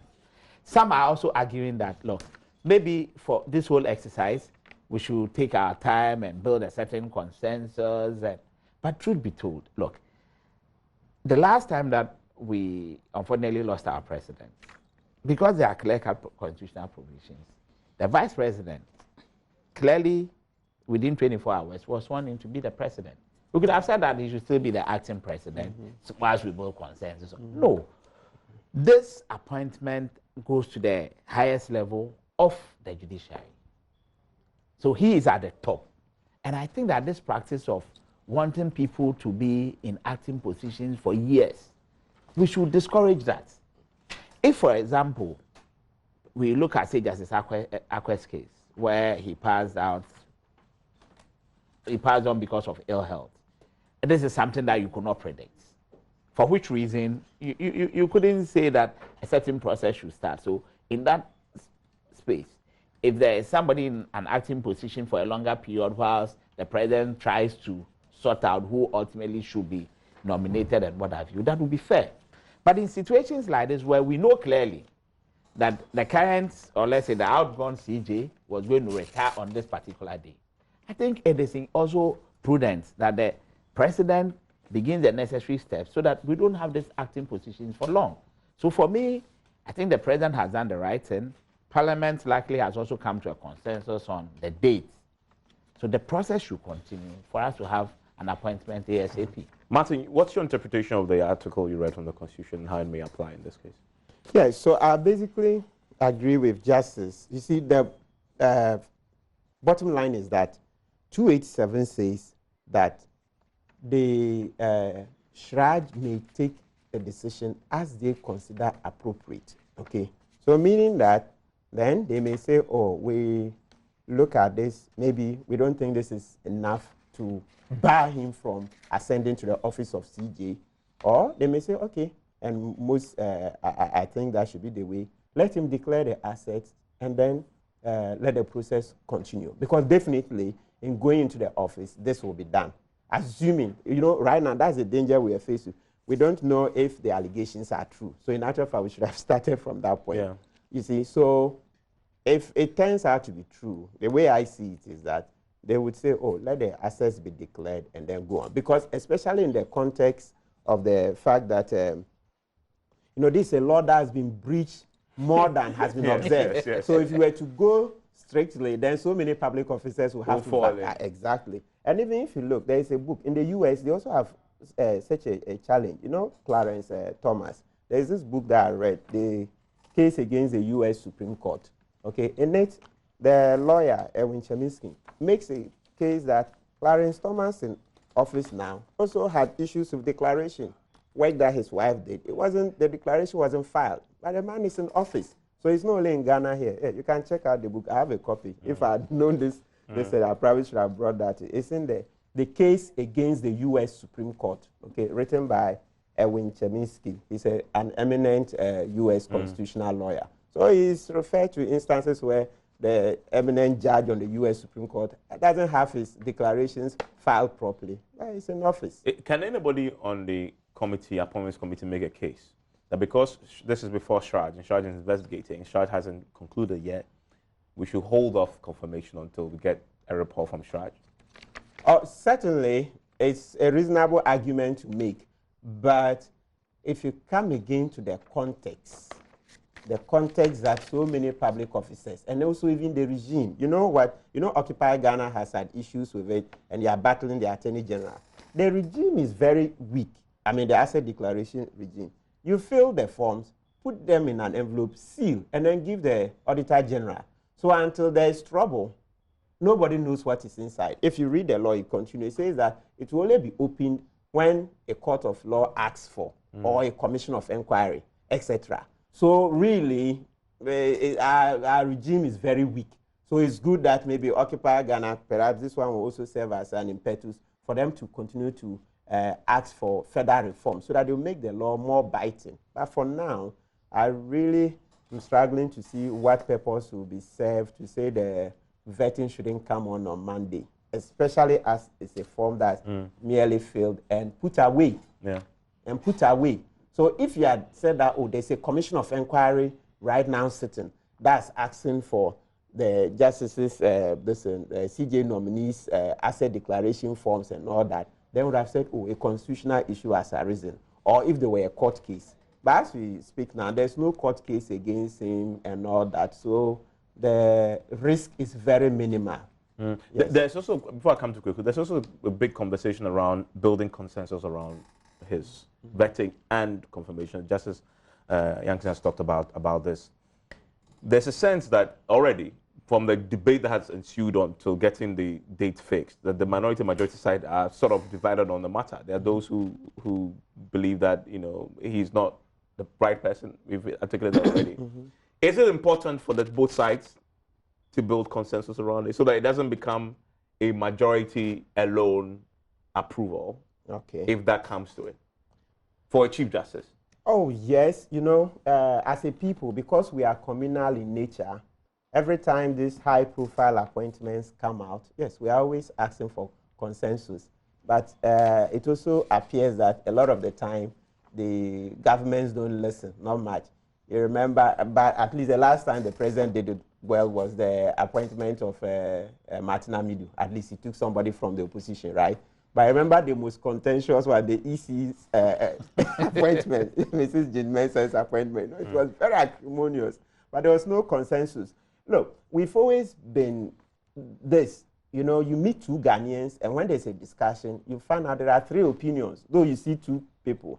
So what I'm saying is that, yes, consensus building is good for our democracy, but there comes a time when, well, the president, because we don't have much time, it looks like, well, okay, you've had your say, but let the process also go on. So you see that in the consensus, you know, initially they said the minority said they were not going to participate. In fact, they were going to boycott the Excellent. Process. But eventually, you know, they went, they talked, so they came to a consensus that let the vetting go on Monday. So for me, it means that to the extent that they've subsequently met and have agreed that they will do the vetting on Monday, and I thought I heard Haruna say that they will participate, actively, right?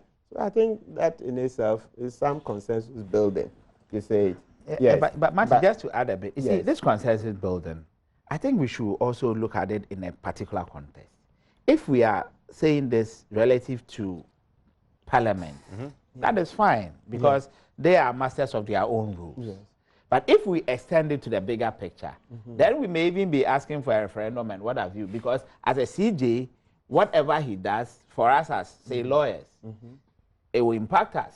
For the ordinary man who has to seek justice, he will also be impacted, not just political parties. Political parties may represent some views, but there are some people who don't even subscribe to political parties. Excellent. And we are so many. Yes. We are so many. So for me, the key thing is that the procedures as established in law should not be flouted. The bits about consensus should not be played out such that it will derail the processes. Okay. So, Evan, let me make this point, actually, from Samson, the regular host. It says somehow, I think the impression was created that upon the demise of President Mills, there had to be consensus building as to who would take over. But he says that from the way he sees it, the constitution is clear that it's the vice president who takes over. You say, okay, so let me correct. Well, I just cited an example that, look, when President Mills passed on, there was nothing like consensus building because the procedures were established. The law was clear, black and white. So in this case, we have a procedure that says that, look, these are the steps that ought to be taken for the CJ to be confirmed or otherwise.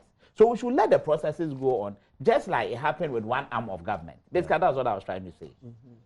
Okay, let me bring in quickly, but just before I do that, I just want to remind you that Newsfile is brought to you by MTN. Everywhere you go, Star Assurance, your solid partner. Bank of Africa, strong as a group, as close as a partner. Istiqbal, quality beyond measure. Amen Scientific, God is the healer. And the GRA, always remember, insurance companies, claims payment, our business. And don't forget, be live on your most authoritative news analysis and current affairs Newsfile this coming Saturday, December 28th. For the end of year broadcast is myself and Samson Ladayenini, who will be back next week, by the way. He's away for the show.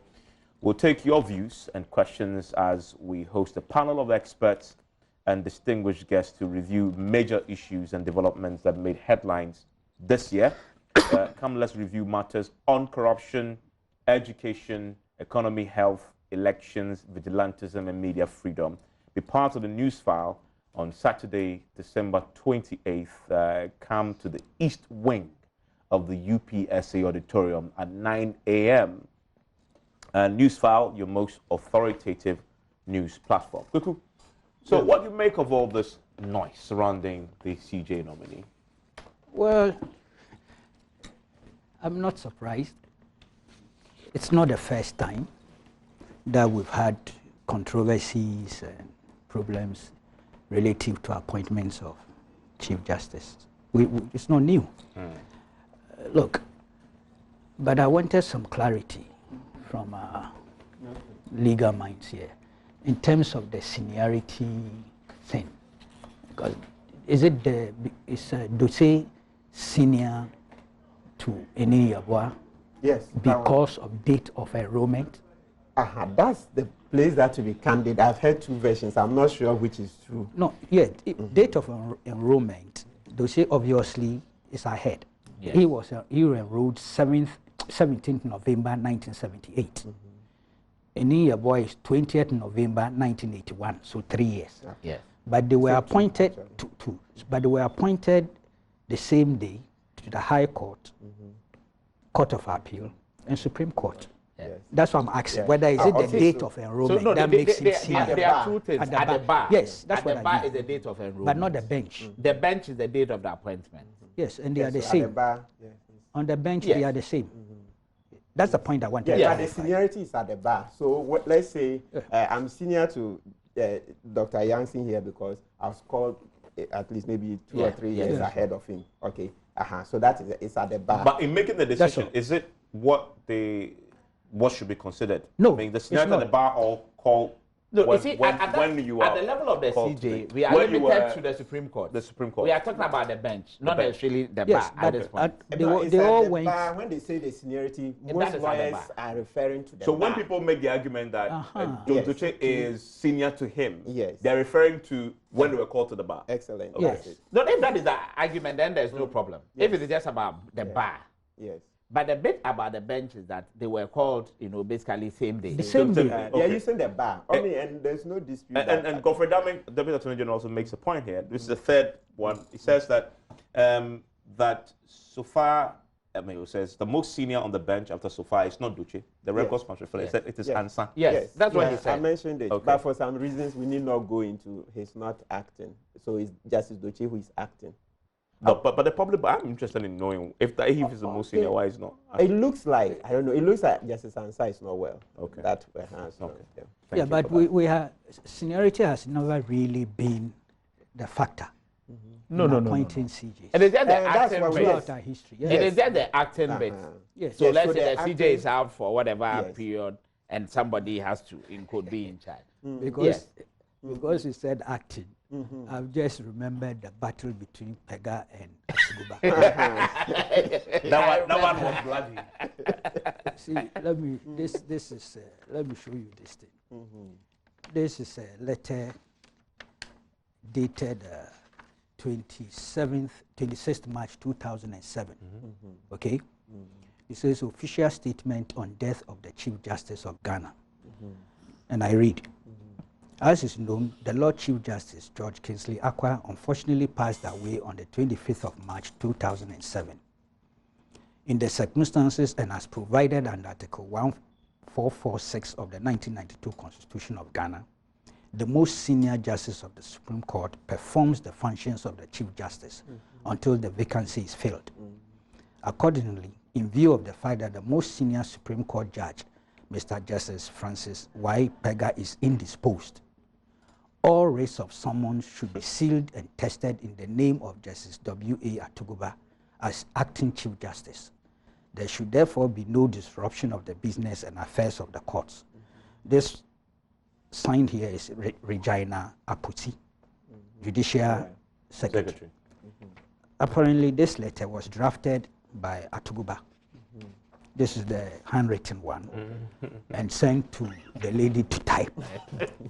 And there was a huge fight. Yes.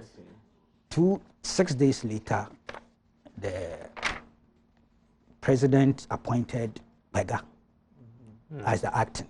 And so you listen to Pega. Pega says, I wish to acknowledge receipt of your letter copied to me, appointing me as the acting Chief Justice. I'm sincerely grateful for the honor done me to serve my country in this capacity. Your Excellency, be assured of my services as required by the Constitution of our dear country. I shall be available at your convenience to call upon you as and when the need arises. May I take this opportunity to congratulate you on your appointments as the Chairman of the African Union and the successful celebration of Ghana's 50th anniversary. Please accept my kind regards. So he chopped out Atuguba. This is dated 2nd April 2007. It superseded the Judiciary 27th March 1. But if you know the background, the fight that went on over acting Chief Justice position. See, this thing about petitions and court cases, Georgina Wood, we tend to forget, when she was being vetted, somebody put out a petition in the media, a petition, didn't send it to Parliament.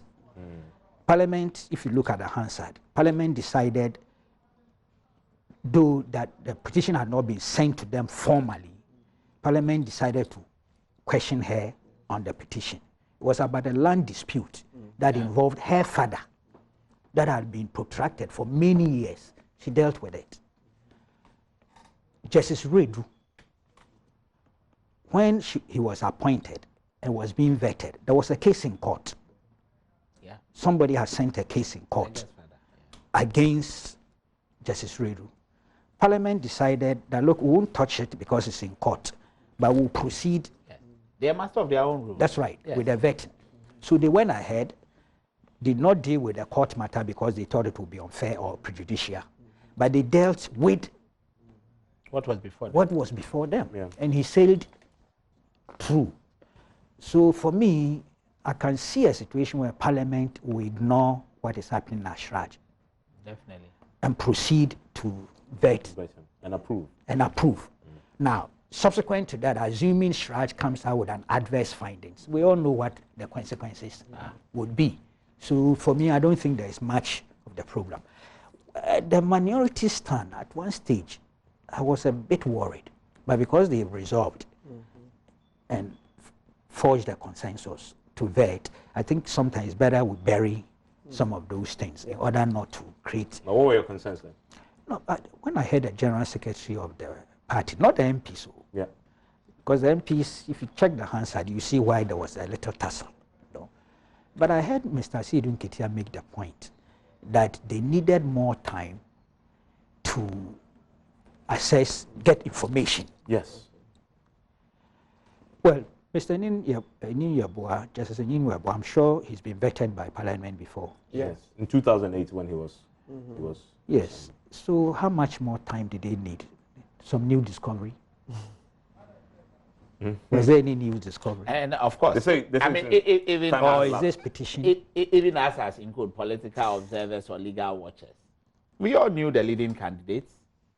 So if you wanted to do something, even before the president, came out with his name, you could have still done some work on the leading candidate. Yes. So, see, I thought that was a bit of seeking to protract the process.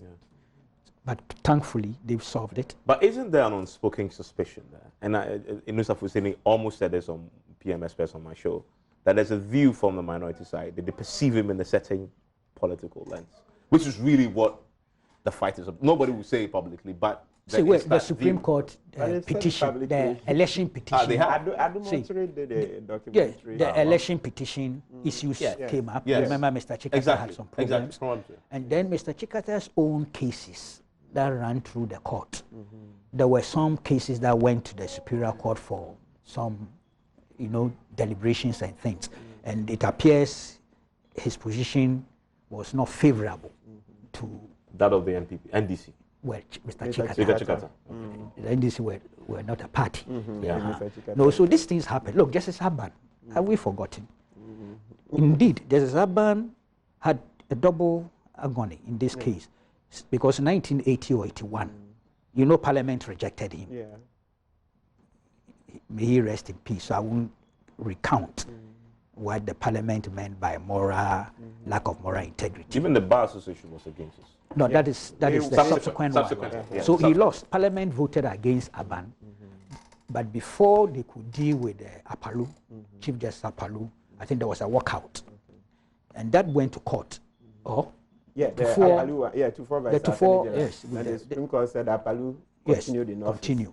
No, but Justice Aban, fast forward to 1995, because of the page 28 saga, the Bar Association protested and actually went to court. Yes. But lost. Yes, they lost. So it's not an unusual development that Chief Justice's nominees are put forward and then there's some little controversy, some being political and things. I don't think it's a big deal.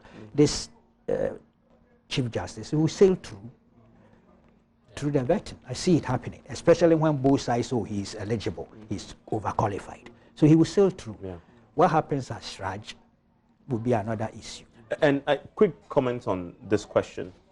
Is it true, because there's a lot of suspicion about Chief Justice's controversial suspicion of political, favoritism, and so that people take interest. But if you look at the practice and the reality, when they go to the bench, has it proven that those suspicions are legitimate? As in, the person gets to the bench and takes decisions that is against a political party. What does the evidence show?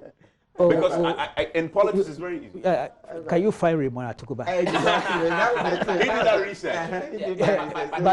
But truly, the one that comes to mind, look, Justice Akins was a Attorney General, Secretary, Justice under the PNDC. Classic case, the 31st December case that went to court. You know he wasn't on the side of the PNDC, of the NDC, because then it was NDC. That's a case that comes to mind.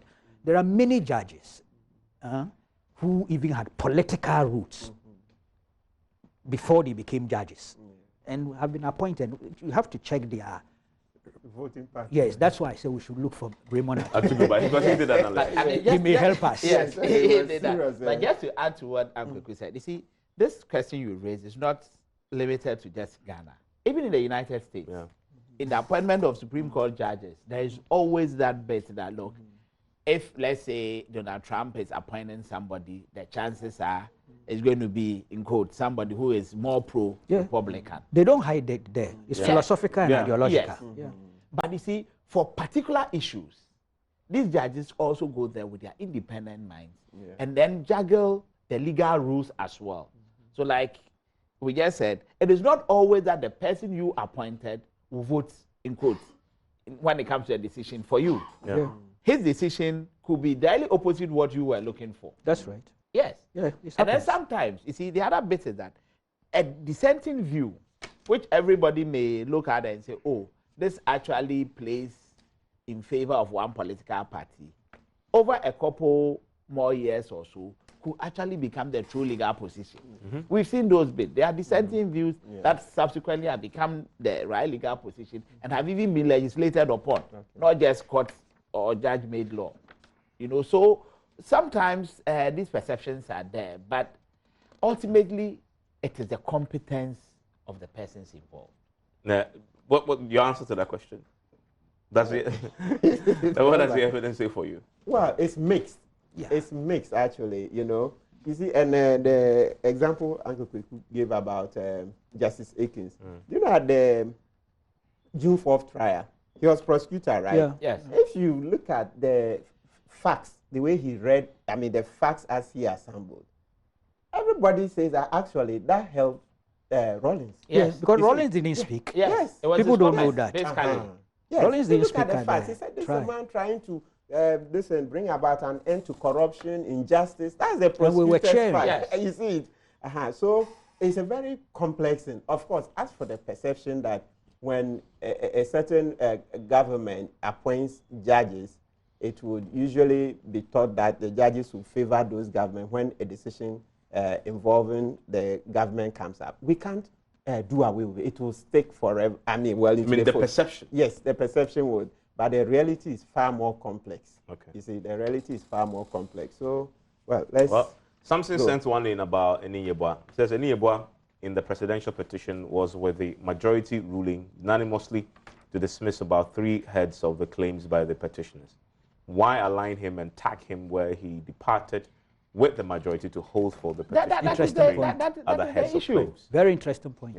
That one, what they're saying is that when it came to the ultimate, I think that's always been the point. They wanted the whole election thrown out. Yes, but you see, here he was, there were the Jebel issues that he had to deal with. So if he felt that some were unmeritorious, of course, he had the right to say it, because that is what we expect judges to do. We don't expect them to rubber stamp. Yeah. Yeah. Kweku has now sent one in. It says appointments to the Supreme Court have nothing to do with seniority. The president could have appointed any qualified person, including persons who are not currently on the Supreme Court or even the bench. However, Parliament must have a reasonable time to vet all nominees to the Supreme Court. 1 week is not reasonable, even for a nominee who is on the Supreme Court and is therefore prima facie qualified. We must approach this exercise with some seriousness to avoid worsening the perception that Parliament merely rubber stamps nominations. A few of the views there. There's a point there. Look, Justice Archer, he was brought back from retirement, Yes. late 80s, and made Chief Justice. He had retired. Yes. And brought back, but from the bench. yes, and there was also one Bannerman, I think 67, 68. He was in Kenya. He wasn't a part of the senior justices in this country. He was brought and made a Chief Justice. Yeah, and Justice, and we have a couple of our judges who have also gone out of Ghana to be Chief Justices elsewhere. Yeah. So we're going to take a break. When we return, we'll continue with the theme of Chief Justices and look at Madame Sophia Kufu. Well, when did she formally retire? Overnight, right? Yeah, Because yesterday, close of day. Close of day. Close of day yesterday. So as of this morning, she is an ordinary citizen, stripped of all the powers, the enormous, tremendous, scary powers of the CJ. I'm sure she probably is resting quite nicely on the couch, possibly watching us right now, you know, enjoying her retirement. And when we return, we'll look at her legacy. Going into, of course, some of the decisions she's reviewed, but the controversial issue also of legal reforms. And then we'll come back to Niyiba slightly, because this week when Sophia Kufu was giving her, you know, departing speech, she said, those who think that Niyiba is going to come and, you know, soften the rules, you don't know what you're talking about. The guy, possibly the guy is even more a stickler to the rules than she was. So when we return, we'll look at that. And see where we stand with where she left the judiciary. Stay with us.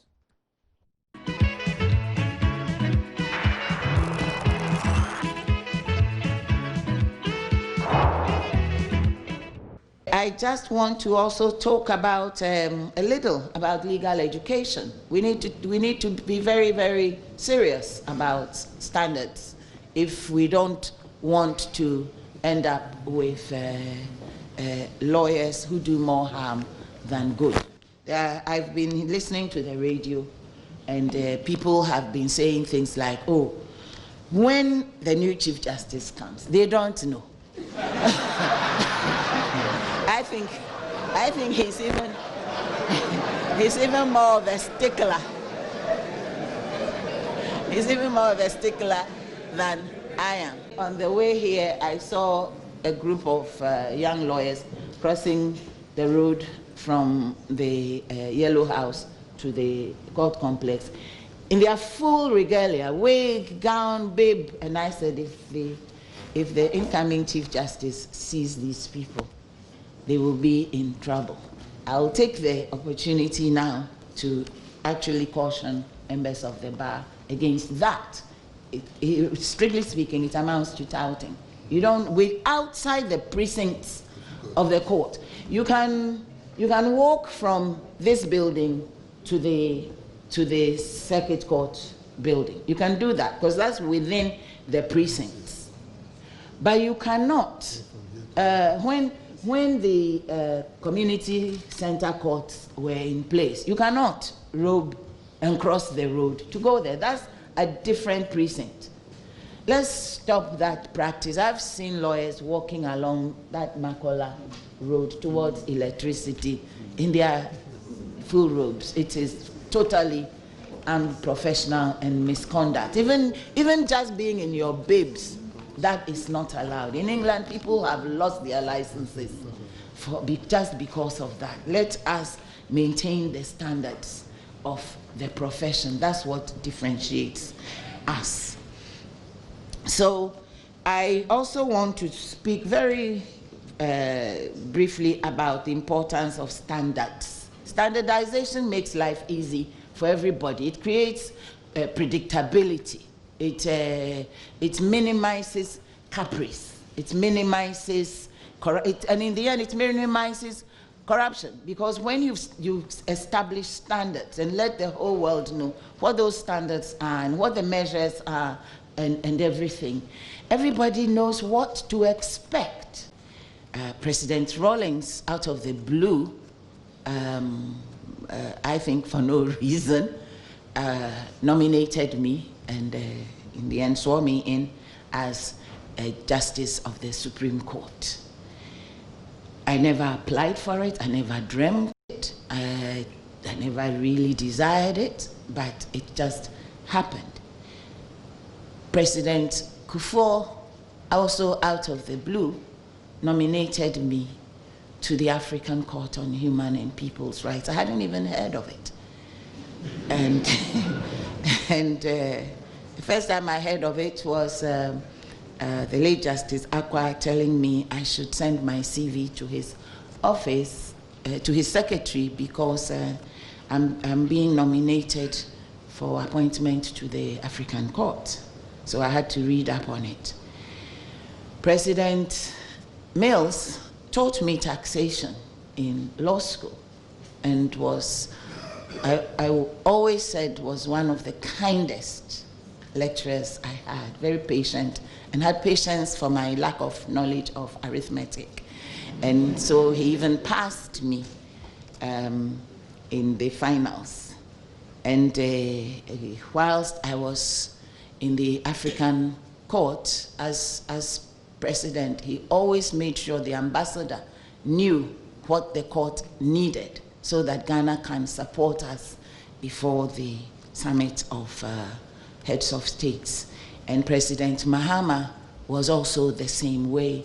Every time he would ask me if there's any particular thing the court needs, so that, and if they don't understand it, we can properly explain it to him, so he will move our cause for us. Therefore, I had a very successful stint at the African Court. I was a member for 2 years. I was vice president for 4 years, and then I was president of the court for another 2 years. I don't think anybody since then has had a career like that. Our current president, President Akufo-Addo, he was my first senior when I was out of law school. In fact, I was moonlighting. I was doing my national service at the Ministry of Foreign Affairs, and in the afternoons I would go and help him out in the chambers, the UV Campbell and co. And because of that, I was able to participate very actively in the very famous case of Mensilo Rice, where a number of important landmark decisions in civil procedure as well as corporate law were chopped. So that is Madame Sophia Kufu, the immediately retired Chief Justice. Let me come to you, Martin. What do you remember her for? What would be her standing legacy for you? Wow. The thing that stands out? Because there are so many of them, maybe I need to reprocess and see. Maybe we can take the last one, since, you know, usually it's the most recent. That's the issue of the 48. Oh, your case. Yes, your case. at least the most recent. She read that. She was, of course, she sat, so she was a president. Yes, yes. That's, yes, she delivered the unanimous opinion of the court. Yes. You see how now that 48 hours have been calculated to mean simply 48 hours, whether it's a weekend, a public holiday, or during a strike, it's simply 48 hours. I can foresee that this is going to bring about monumental changes in the criminal justice system. You see it, yes. So it means that the Supreme Court has pushed for the boundaries of freedom, you know, personal liberties. Because, you know, there was this practice which was so rife that police would invite a suspect on a Thursday or Friday, knowing very well that 48 hours would elapse on the weekend. You see it. So, and he's been there for ages. Police, BNI, Yoko, you know, and before Yoko, SFO, you know, all this. So it's good that the Chief Justice really made that validatory judgment, because she's helped to stem out a very bad practice that definitely put us in the bad books of the this human rights chroniclers, you know. So in other words, we've moved up a few notches on the human rights ladder. So we should be very grateful. Evans, you have no idea of what it feels like when a client calls you that I've been invited to come to the police station on a Friday afternoon. Because as a lawyer, then you see that you are powerless. I mean, you say it. That's the main thing. So usually in such situations, you would have to look for ways and means not to attend on a Friday afternoon. Because, I mean, once they give you Friday afternoon, master, you are not guaranteed, your client is not guaranteed a return home. And no lawyer would usually want to walk into such a den, you see. So it usually makes us very powerless. So usually, you know, you are left to generally begging and with so many supplications to the arresting officer and all that. It's just not good. So this is a rights-based approach to human rights. With this Supreme Court judgment, it's going to help our work tremendously, bring freedom to people. You know, Evans, we keep saying these things. Sometimes you make it look like, oh, it's only bad people who get into trouble. But I'm sure we all can remember at least 2 journalists who got into trouble, rape cases, but those cases never came to trial. But in the interim, they had spent months in prison, isn't it so? True. And it affected their work. True. Affected their work. So, especially those of our countrymen who think, oh, yeah, let them deal with criminals, they are bad people. Yes, we are not disputing the right of the state to investigate offenses. All we're just saying is that if the person shouldn't be in custody, just grant him bail. If the police or BNI or Yoko are not minded to grant him bail, what the Supreme Court is saying is that take the person to court within 48 hours. Let a trained mind listen to both arguments, that's the prosecution and the defense, and then make the determination whether to remand the person or not. You know, prior to going to court, I remember one of my professors, I said, Martin, why are you interested in this case? If the police keep a suspect or accused in custody beyond 48 hours, go to court. Yes, Evans, you can go to court. And there was a case I did with Professor Tifa. I've forgotten the exact figure the guy got. It was either 30,000 or 40,000 Ghana. That was judgment debt against the government because they kept him for 3 days. I remember telling people that for me, when Professor Tifa brought that case, it was a small case to me. Small because I was looking at, you know, accused persons and suspects who've been in Sawam for years. Yes, so that one touches my heart more than 3 days. But eventually, because that was his case, we had to do it. The guy got, it's either 30 or 40,000, one of those. You see, that's one example. But my point is that it was difficult work. Difficult, you know, you have to go through court and all that, okay? And don't forget, that was our meager taxes that was used to pay that suspect. So it's rather better that the Supreme Court has taken this step to cancel out that bad practice. Anything else that stands up for you for here? Oh, yes. So that quest for discipline. That quest for discipline. You know, disciplinarians are usually not liked, you know. But sometimes you look back after several years and then you are thankful for the tiger mom attitude, you know. So you would call her a tiger mom. Yeah, in court, you say, oh, why have you done this? Why haven't you done? Yeah, it was difficult, but I think with hindsight, sometimes you see. Has he dealt with you like that before? Oh, yeah. What did you do? What did you do? What was your sin? No, you know, this very case, it's interesting. When you look through the case, did you see did you see foreign cases? The judgment. I haven't read it. When you go through the judgment, you wouldn't see the foreign cases. When I filed a brief, she said, but Martin, why have you inundated us with so many foreign cases? This thing is straight. Do I need, you know, and she's Harvard trained. So, I mean, I think I got the impression that, look, these cases you brought here, I've seen them before. I mean, in my training in Harvard and that kind of thing. You say, yes. So, and you know, for us as a lawyer, when you're going, generally you count your confidence by the precedents you found. So if you can show that, oh, this same provision, this court held this in this country, and that country, and that country, then you are very confident because you think, like, man, when I got there, he said, don't inundate us with your so many foreign cases. And true, you see in the final product, not many, I don't even think I remember the foreign cases in the judgment, you see. But I had a ton of foreign cases, you see. So sometimes for a lawyer... That's who she was. Yes, and I guess that's justice. Yeah, for me... Do you practice, by the way? Yeah, I do. I do. You've come before her before?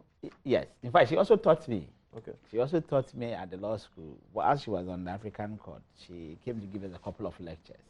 And I mean, from that point on, you could really know she knew her stuff. No two ways about it. But two things stand out. You see, her boldness in closing down all the dilapidated courtrooms was a very good thing. The reason is that they were death traps to all of us. Both practitioners, i.e. lawyers, and the general public, together with the bench itself. No state agency would have had the power, and excuse me to say the guts, to go and close down a court for the reasons that the structure poses a threat to all of us in terms of our survival. She went across the country and noticed that, look, that practice ought to stop. It was also a way of telling the state that you also need to sit up and do what is right. And I think that people of this nature sometimes are hard to come by because people would just want to please the establishment. But she took the bold decision. She also knew that it was also her responsibility as the head of the judiciary to also ensure that proper structures are put in place. Somebody would have said, okay, let's do it alongside. But she was bold enough to do it. Assemblies who are supposed to provide, courtrooms and what have you, I'm sure naturally came back to the reality that, look, if we don't quickly resolve these issues, our communities may not even have cause to deal with some of these issues for us. So for me, that was one. Her posture towards the use of alternative dispute resolution mechanisms, I think was also good. And a lot of it you can see in what she was trying to do with the Justice for All programs. Yeah.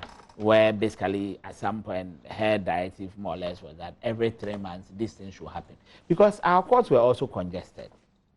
So she sort of did case management, let me put it that way. So she would send the judges to the prisons. They will hear some of these cases, and some of them are cases that ought not to be even in prison. Yeah. But they were there.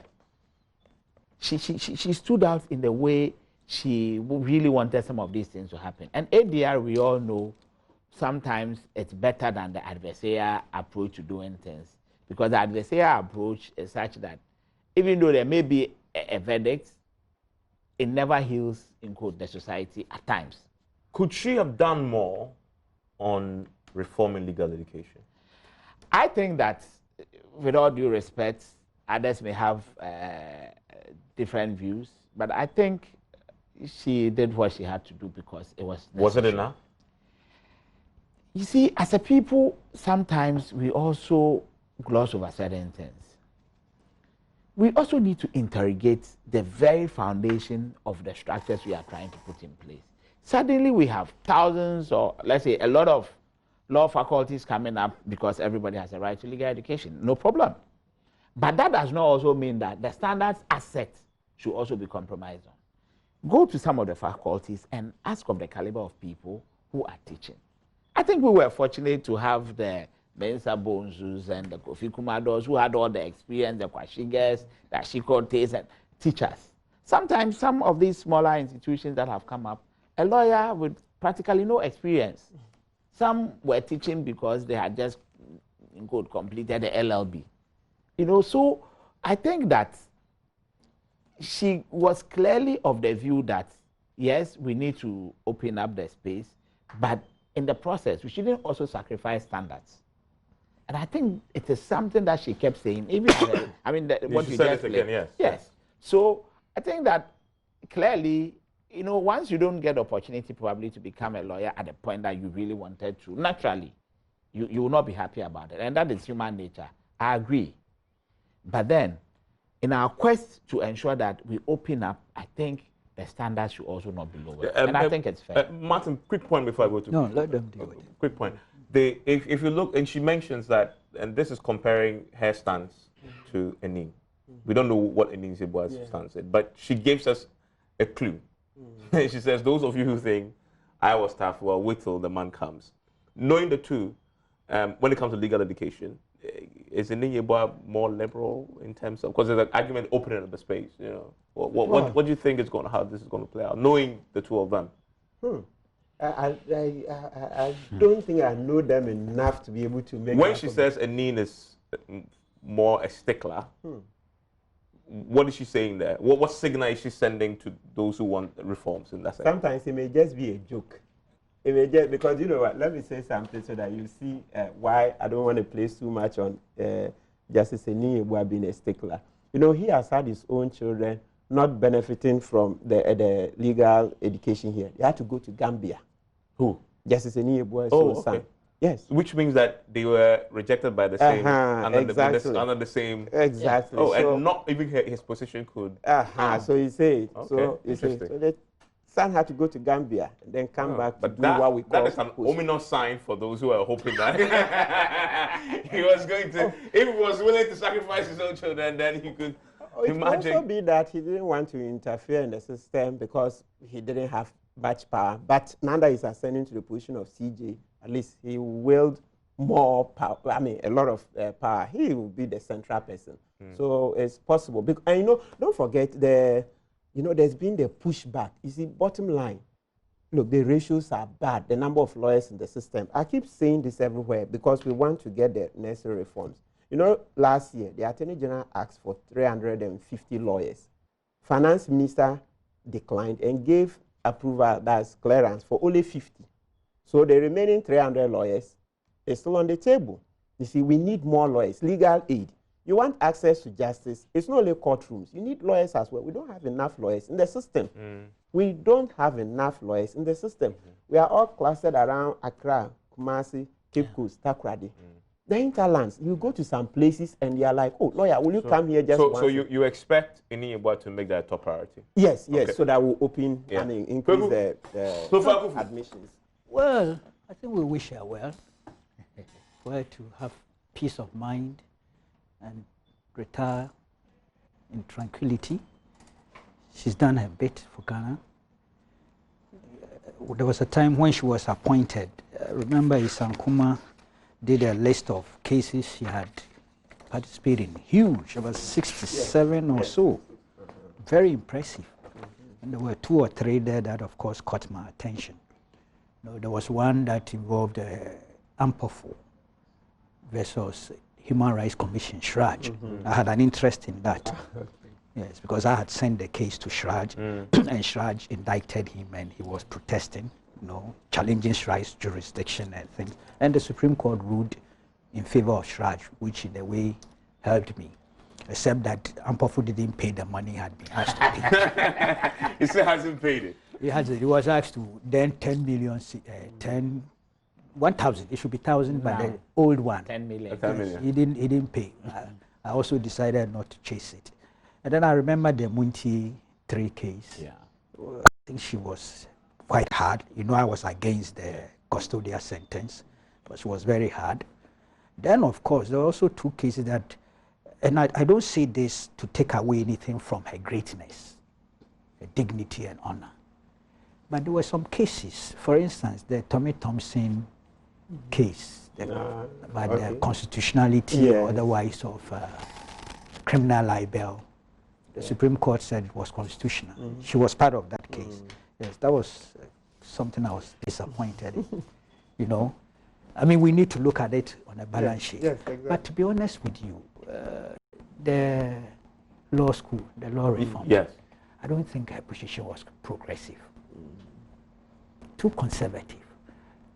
And I'm disappointed that she decided to do a preemptive, or if you like, a premature strike. To tell us. I thought she should have left that alone and let Justice come and deal with the situation and face the forces. Because I think that particular issue, her stance was too conservative, too rigid. I saw, quote unquote, a stubborn cat in hair. And that ought not to happen. No? So she shouldn't try and more or less, this is dangerous to say, teleguide her successor to go in the same direction. I think that was needless, unwarranted. Yeah. Oh, that's a price is a joke. You know, she was there. Well, I didn't get it. Well, you somehow you know better, but I didn't get it as a joke. Yeah, she meant it. No, but I didn't get it as a joke either. Yeah. You know, you were signposting something. You know, telling us. So that's all I've said. Yes. Okay. But even a quick one. I think our brother here should, we should also honor him. Of course. No, Martin, no. You see, sometimes let's be. You see, High Court appointment. Oh, no. No, not going to the bench. I think his role in that validatory judgment by the outgoing CJ or outgone CJ, I mean, it will go down. The ruling is, like you said, historic. The circumstances are such that everybody will always refer to you. Yeah. And you fought for it. And not for the first time. There have been previous. Yes.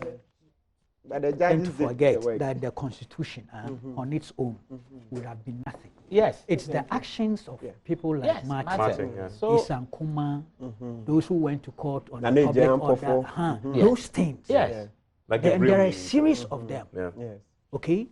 That's what Yeah, the I've president, consolidated. sitting president. Yes. He was there, MPP versus Attorney General, MPP versus IGP, MPP versus GBC, you know. Then, of course, out of court, you have the parliament repealing the criminal libel.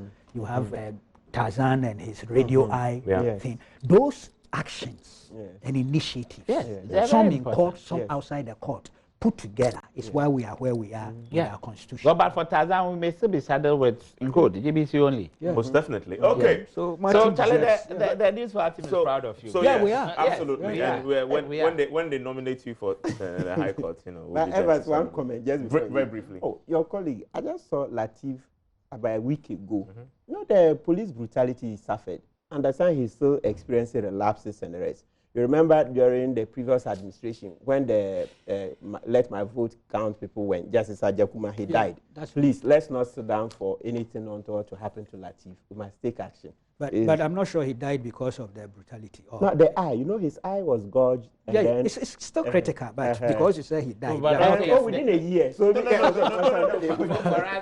For what we say, the cause of their certification might be quite different. Yes, but I just the man went to a demonstration, he was beaten, and then he died soon after. Good So point. let's look at Latif's case. Absolute good point. Let's look at Latif's case. And thank you very much for joining us. That is Martin Kpebu, the man of the hour. Also with us is Dr. Justice Jansen. No, next week will be. Oh, this that last for me. Kweku Baku Jr. there, last for him this year. Thank you all for coming. Make your way to the UPSA for the 28th December edition of Newsfile, which is going to be a special edition with an audience. Your special invitation. You can call Joy FM and get your invitation for that live program. Yes. It's going to be in the auditorium. So. Should I change my mind? Please change your mind. Yes, you're invited. Yeah. Who's going to be there? No. But you can't miss the last one. No, you can't miss the last one. This is the last one. Let's start a petition. Let's start an online petition. Let's start an online petition for Kweku to be part of the live audience show of Newsfile for the last, So enjoy the rest of your day, and thank you for watching Newsfile. My name is Evans Mensah.